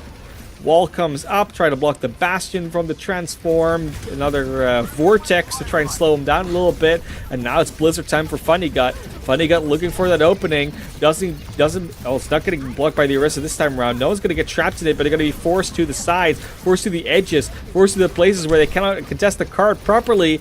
And now, with the card getting ever closer, someone needs to start fighting elimination here. The sustain is insane for both of these teams, and it's going to be Fat Jello and Fuse that finally hit the floor. Their bodies are on the ground, and that is going to be Sac State White being repelled one more time. A full team wipe comes through, but they're so close to the end.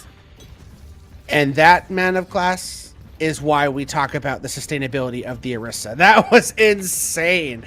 Just being able to rotate those cooldowns between that Fortify, between that Javelin spin, and allowing that Olari with the Pylon and the Moira, especially with the Coalescence being committed, it was just superb. Sac State, however, they've taken really good advantage of these trees from Icy Bolt, and they have another one online. I think they have a good chance to make something happen here, as the cart is very close to being put all the way through. Neb already very far in, taking a lot of space. There comes the Nemesis form because they had to stay alive. Meanwhile, we do have Funny Gut around the edge on the Reaper, but it's going to be Asmodeus that finds the elimination on the Fat Jello.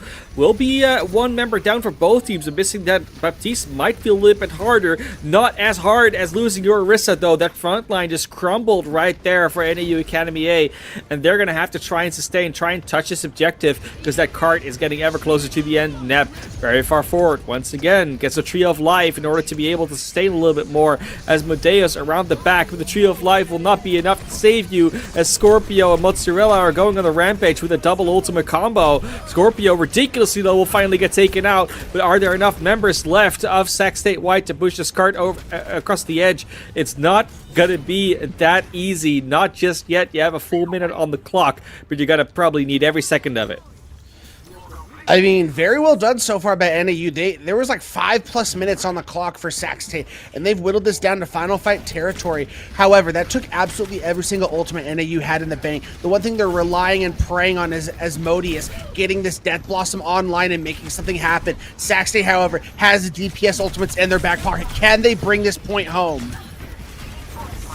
They might just be able to, but it all comes down to a couple of these key ultimates executions. Beautiful Bastion ult comes through, doesn't find the elimination of Scorpio. It finally does. They finally get the last hit on it, and Funny Gut is looking for a place to Death Blossom in. The Immortality Field is out. That's one of the biggest tools they have to stop it from doing anything. And there it goes Funny Gut. They're ready for it, and they're going to try and press the Q button anytime they go. They secure the elimination of Mozzarella. They do get eliminated by Scorpio, but Iliadi's out of the way. That's one support less. Good life grab on the Fuse to make sure they don't get bursted down by their counterpart Scorpio, but they have to push through. They have to find some more value. It's Orisa versus Orisa, but Neb has a little bit less support. As I say, the Tree of Life comes out. Now there's a Sombra on the field, and they just keep trickling in, but the overtime is not trickling down just yet. They still have a little bit of space left, and they will push it in, but it has to be in overtime. And Sac State White, while they do complete the map, there was a majestic hold from NAU Academy. Yeah, if I'm NAU, that's like W's in the chat. Like that was an incredible 3rd point hold. I mean, just their effort to make some swaps, going over to that Orisa, pulling out that Reaper, it really helped a lot. But now they put themselves in a position where if they have a really good attack here, they got to make sure they get over a minute on the clock, and they put themselves in a position where they only get another attempt at the attack, and you're in a win or draw situation. You won't lose this match. So it's all, I mean, this defense could come clutch if they have a good enough attack.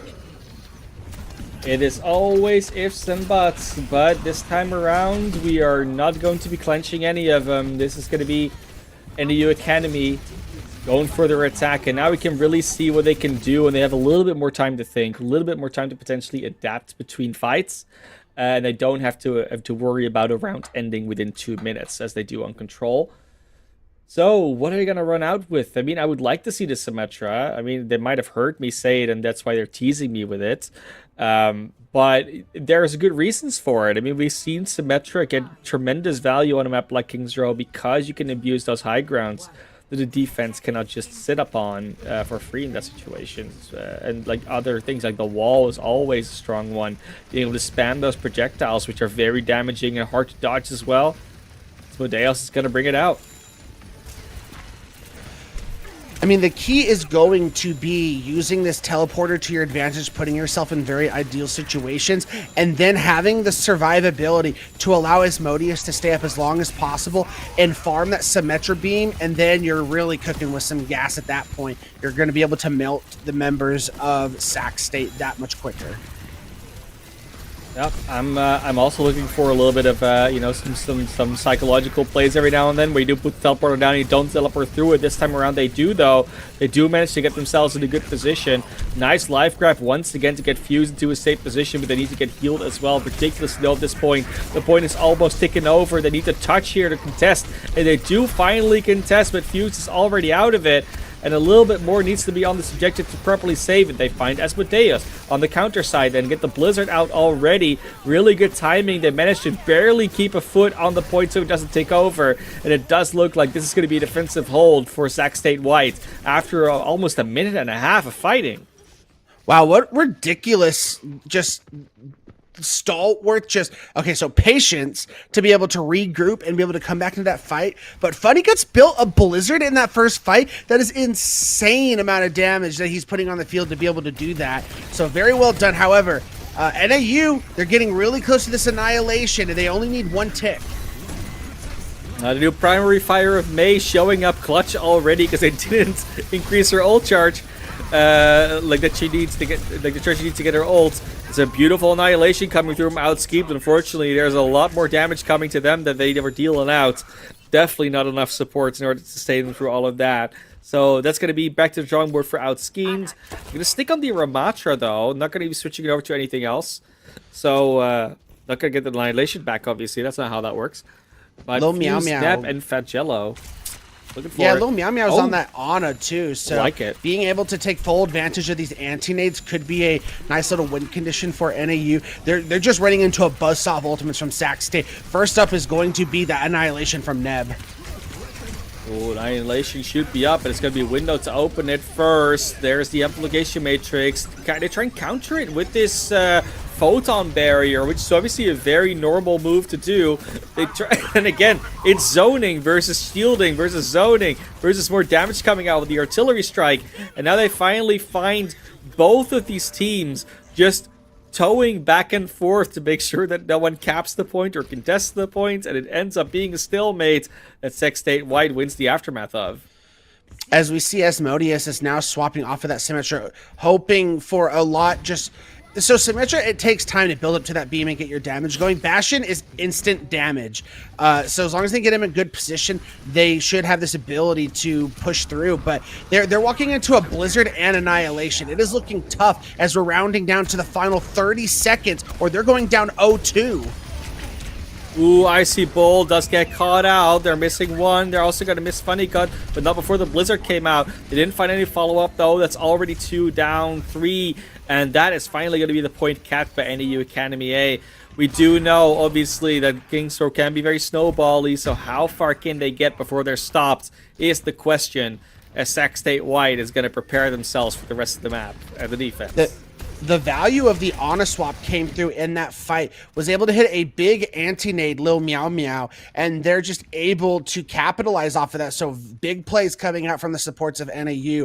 And now they have a chance here. As you mentioned, Kings Row can be snowbally. They have a nano they can throw onto someone, you know, whether it be the Bastion, whether they want to go like, you know, more of a Beyblade here where you nano the Death Blossom. That's a lot of damage if you do that. Could even nano boost the Annihilation to just completely overpower that ability. But for now, let's see what the Annihilation of Neb is going to do, as they didn't get a chance to use it last fight, and they are going 2 for 2. But unfortunately, it is the entire support line of NEU Academy that gets taken out, and just the Immortality Field and its maker. Now Fuse will also fall, so it is a 3v3 to finish it out. Unfortunately, though, there's no healing on the side of NEU Academy. There is still some support left on the side of Sac State. So this is going to be a fight that eventually, sustain-wise, should go to Sac State White. But they are going to have to play a little careful, both the Lifeweaver and the Baptiste.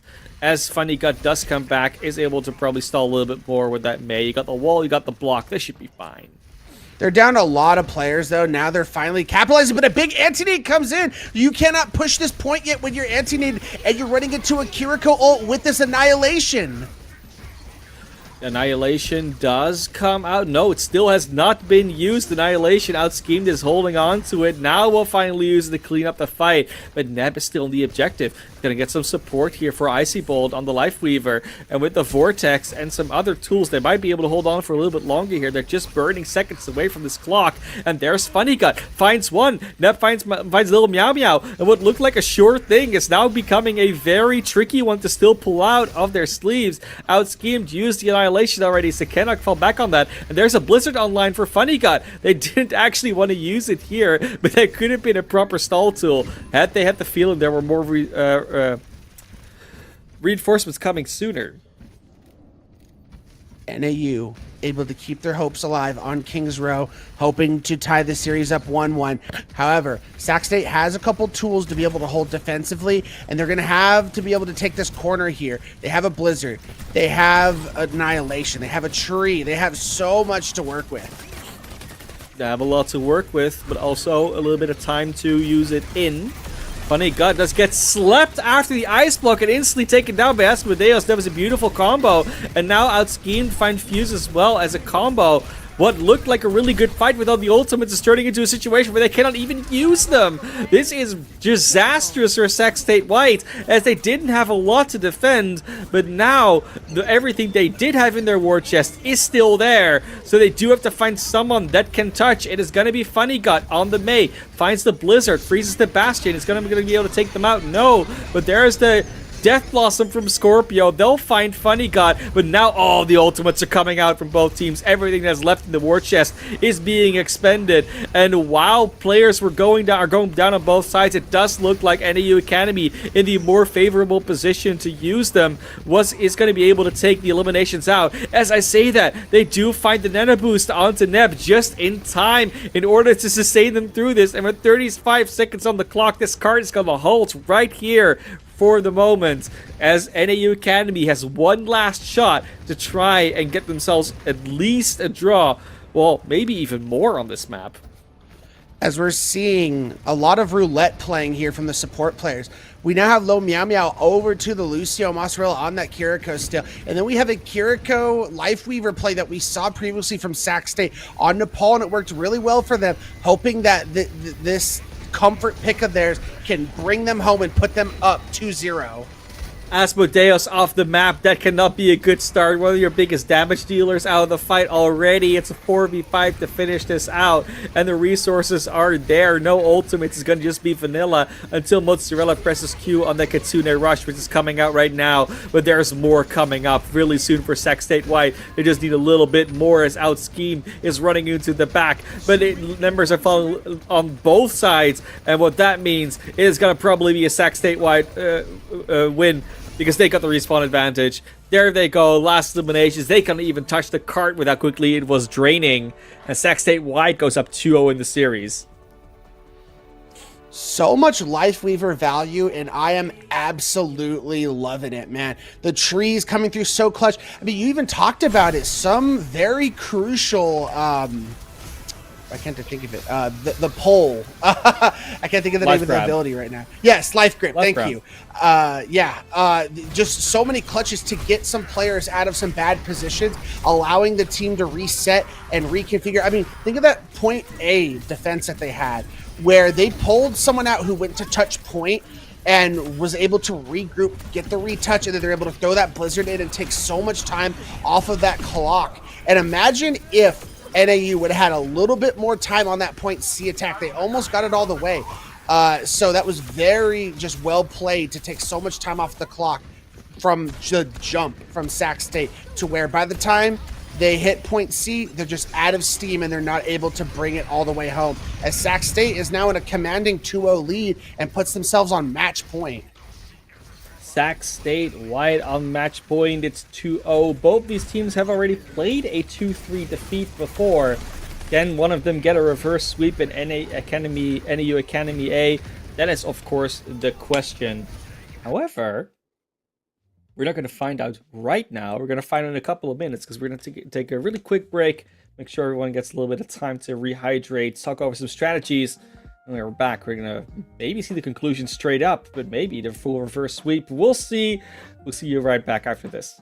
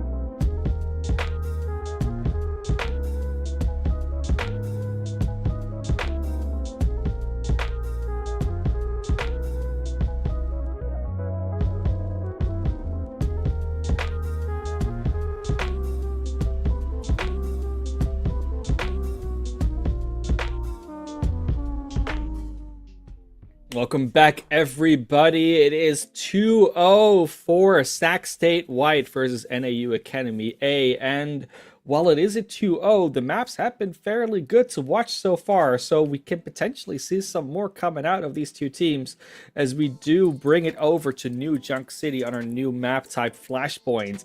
We were talking the break, though, Ray, and I think one hero got a lot of attention from both of us, and that was May. Because man has funny gut been slaying. Yeah, it's been absolutely ridiculous. The blizzards coming out from both sides have been very crucial in their team fight opportunities to win and get a lot of cart progress.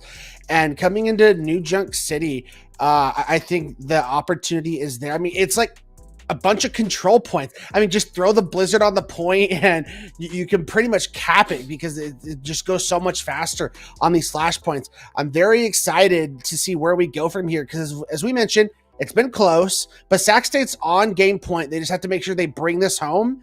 And both teams, you talked about it at the beginning, they both went 3-2 in their previous match and both lost. So they're both fighting to try and get that first win on the season. They are. I mean, it's only week 2. Like, we're trying to be like, oh yeah, no, they're so close. But I mean, they played one game. Like, statistically, not that weird that they're so close together. But still, you know, like there's a lot you can say about a team that went 1-1 versus a team that went 0-2. So they do both not want to be that team that's 0-2 this early on in the season. That being said, you know, we have a couple of weeks to go. It's not over just yet. So that doesn't mean NAU Academy is not going to try and win. I'm sure they're going to give it their all. And they also have the tools to potentially come back into this. But are they going to use them and are going to be able to execute with them is always the question. When you talk about Overwatch and we talk about any high-level sport or competitive environment, you can learn everything you want. You can train as much as you want. But if it doesn't come out on the field, unfortunately, that's all that matters. As we take a look at some of the backgrounds between this incredible New Junk City map, it's funny because a lot of people, they like the aesthetic of Servas a little bit better. I mean, I do think that it's the more like beautiful map, but I just love the just like almost like steampunk era, like Mad Max feel of New Junk City, and the points are just very unique. Like they're like super varying. There's like the one that's got like the high ground, I believe it's refinery. It's got like the hole in the middle that you got to be careful of. And then you get ducks where it looks like the point's going to be high ground, but no, it's actually below on the low ground. And then bomb flats. It's just so unique in the different points we get on this map. Yeah, I mean, it's not really surprising, you know, a map that is built out of Indian architecture versus a map that's literally made out of junk. Which one is going to be more beautiful? Like, it's not, you know, of course people are going to have an aesthetic, like, preference for one of them. But, you know, when I think about what has been happening in New Junk City, I think we got some pretty awesome lore that comes out of this place. And there are some little hints here and there on this map if you very much take a good look. It's hard to find. Not everything is as easy as it maybe can be, but the lore buffs are having a field day with it. We're going to have a field day with the matchup between these two teams on this map, though. And as Sac State White is prepping themselves for potentially their last map, the last win they need to get, NAU Academy is, of course, trying to prep themselves mentally for a reverse sweep because that is what they have in mind. One map at a time, though. Let's see what the first point is that we get. I think it's always going to be this. It's always going to be this one. This is the Mech Arena.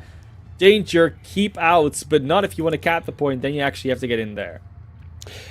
Yeah, I feel like if you're NAU, it's just as you mentioned, you have to just calm down, regroup, and just say, all right, guys, one map at a time, let's get things going. As we see them coming out on the Orisa composition, they're going to have Scorpio on that Sombra, which I think going up against Sac State White, I think if you can get like a good hack onto Funny Guts, for example, and you can focus them down before they're able to throw in the ice block, that could be a nice little win condition you're looking for there. Very much could be, but... So I have to first get through a lot of front line. Probably invis around as Asmodeus already falls on the Sojourn this time around. Sojourn, pretty good hero on a map like Flashpoint where a lot of mobility and flanking is possible.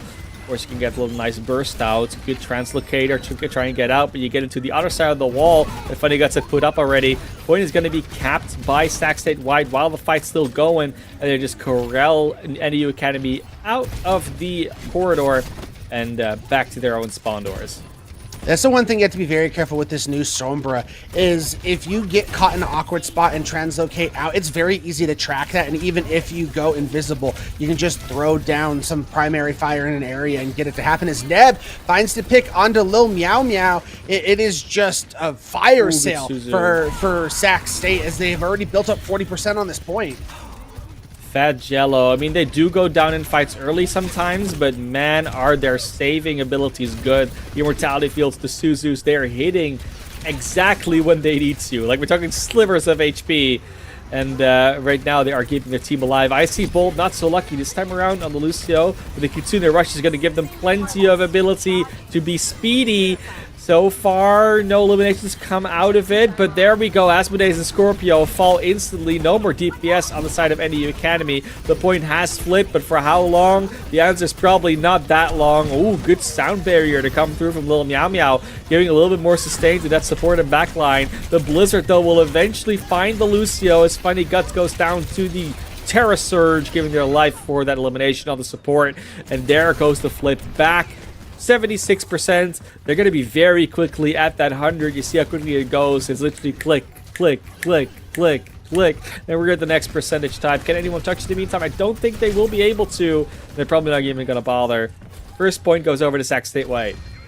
And that's the issue with NAU's composition, is they're playing this Lucio Baptiste, but with a Sombra and a Sojourn. They're playing a little bit more like pick style, where you're looking to get some hacks and some viruses and some damage, and hoping Asmodeus is able to get, you know, the right clicks with the rail shot and find some headshots. But that just hasn't been happening so far, and Asmodeus has been picked off more often than he is getting picks. And again, as you say it, I mean, normally we talk about the caster curse, well, all of a sudden Asmodeus start popping off, but not this time around. Mozzarella also fallen, and that's going to be another fight loss, it seems, for NAU Academy A. Point cap goes to Sac State White first again. They're going to be able to start that percentage ticking up. And because of all of those ults they threw into that last fight on point number 1 of Arena, they just don't have a lot to work with, and Sac State has 4. This is just looking so much of a steep hill to climb for NAU, as now they're looking to match this Junker Queen composition. I mean, again, the only difference is they got Asmodeus on the Sojourn, and they got a May for Funny Guts, and then obviously the difference, we got Kiriko versus a Baptiste, so more sustain for NAU, but the picks and healing, the picks potential with that Kiriko headshots are on the side of Sac State. This time around, though, they take Fuse out of the equation early. No more Bastion means a lot less damage to worry about, but they're still Funny Guts. There is still a beautiful Rampage coming through from Neb and cleaving through all of NAU Academy A. They're going to have to back off instantly, try and find some safety, and the percentage already at 72. They're going to have to make a move soon, and they're not going to be able to when other DPS, NAU and their Lucio are going to be down as well. Not a team wipe, because you know, they lost Outskin and Mozzarella a lot earlier, but that's another point for Sac State, and this time not even a cap from NEU Academy in the middle. Still thinking back to some of our conversation, I'm just still in shock and awe in the amount of damage that May can put onto the field. Funny Guts it's ridiculous. It's absolutely tearing through this front line of NAU. I mean, I felt like they were using primary fire. I watched them like swoop it onto the Bastion and the Sojourn. They were both dead immediately. Like, it's ridiculous. Yeah. Is the primary fire is the problem now? I mean, you instantly get slowed. That you were like, it's not building up anymore. The damage is just ridiculous as well. It might have overtuned a little bit, but it's not our job to talk about that. It's our job to talk about Scorpio and Outschemed just getting blown up by Funny Gut. Funny Gut is just left clicking. I mean, they do throw some right clicks every now and then when they're too far away, but it's just gonna be click after click after click, and they're holding the button down. The walls are in the way. Funny Guts, just the outstanding mate that they can be, and they have been watching EU Overwatch. That's all I'm saying. And now, because of the more damage that May can do, you're able to build up to blizzards that much faster, just because of all that damage you're throwing out there. So Funny Guts has another blizzard to work with. However, NAU's got a lot to work with. I'm looking at this Rampage that Outschemed's getting very close to, and then Lil Meow Meow's got to be ready to use this sound barrier to deal with the blizzard.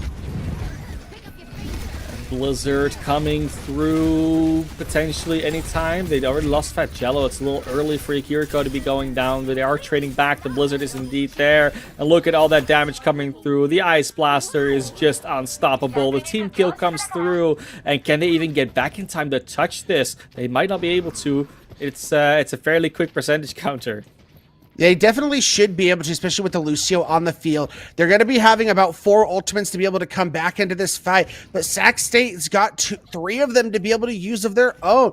This is looking so tough for NAU, but they have the advantage. They got to win this fight or it's all over. They have to win this. This is the must-win situation. They haven't touched. They're not going to be able to. The 100% takes over, and that is what we call. I mean, I wouldn't even call it a classic letter number. I would just call it a flashpoint is new, and it's hard to be on the objective on time with the percentage ticking up so quickly. Your brain still does the thing where it adjusts to control speed, but it's not control. It's flashpoint, and there another funny gut montage. Just click. Click, click away, and that kill feed has been all May. It's been all May. Yeah, the funny part for me is, yes, technically that might have been a letter number, but I've always been of the mindset if the other team just got aggressive, got in your way, it's not a traditional letter number. Like, that's supposed to be like, oh, we forgot about the point and we just didn't touch. I don't think that's what that was right there. That was Sac State realizing, hey, if we push up into this choke, there's not a lot of places they can come from. We can just completely get in their way, cause a fight, and they won't be able to touch, and we're going to win. And when they did, Sac State White a 3-0 must feel good. I mean, they had a little bit of a break, both of these teams, of course, and then a new patch came through, so there are a lot of like things that they need to still work on and get used to. Like especially a patch like this coming in 2 days before your match is not easy to process like that quickly. So that's a lot of that can also be traced back to just that in general. And Sac State White, they definitely seem to have the players on their team to be playing properly in this balance patch, in this meta at the moment. We'll see whether that goes through and that holds true for the rest of the season. Couldn't agree more. Shout outs to Sac State White. Had a convincing 3-0 win. They proved that they were the better team today. And, maybe they have a little bit better of an understanding of what's good on this patch. But as we mentioned, it just came out. It takes teams time to adjust. So watch out for NAU once they get a little bit more practice time on this new patch. So it was close. And with that, I mean, New Junk City aside, the other two maps are close. Yeah, New Junk City, and that happens sometimes, right? Like, you do see it happen, even on pro level, at every level, really. At some point, one of the teams, if they're just doing really well, if they are, looking very strong, at some point, they just what we call download the other team. And when the download has completed, there is nothing the other team can do anymore. Everything they want to do has been completed. Every little execution has been perfected. And at that point, they will just completely roll over the other team. That kind of felt like what was happening on New Junk City. A lot of sloppy early pickoffs on the side of NAU Academy A. And just very clean execution of the Junker Queen, plus the May, plus everything else coming through. But that, of course, doesn't mean that NAU Academy didn't have good plays. It definitely had some good things coming out. They were really close on actually bringing us to overtime rounds on King's Row. I just couldn't quite make it happen, but it happens to the best of us. And they can also take that into account, right? Like, oh yeah, we just had a new patch. We now see how overpowered May is. Let's really practice our May really well in the coming weeks. And they might do a lot better in the other matches. Still early in the season, no reason to panic just yet, but we are, of course, going to get closer and closer to playoffs, and at some point, you got to deliver the results.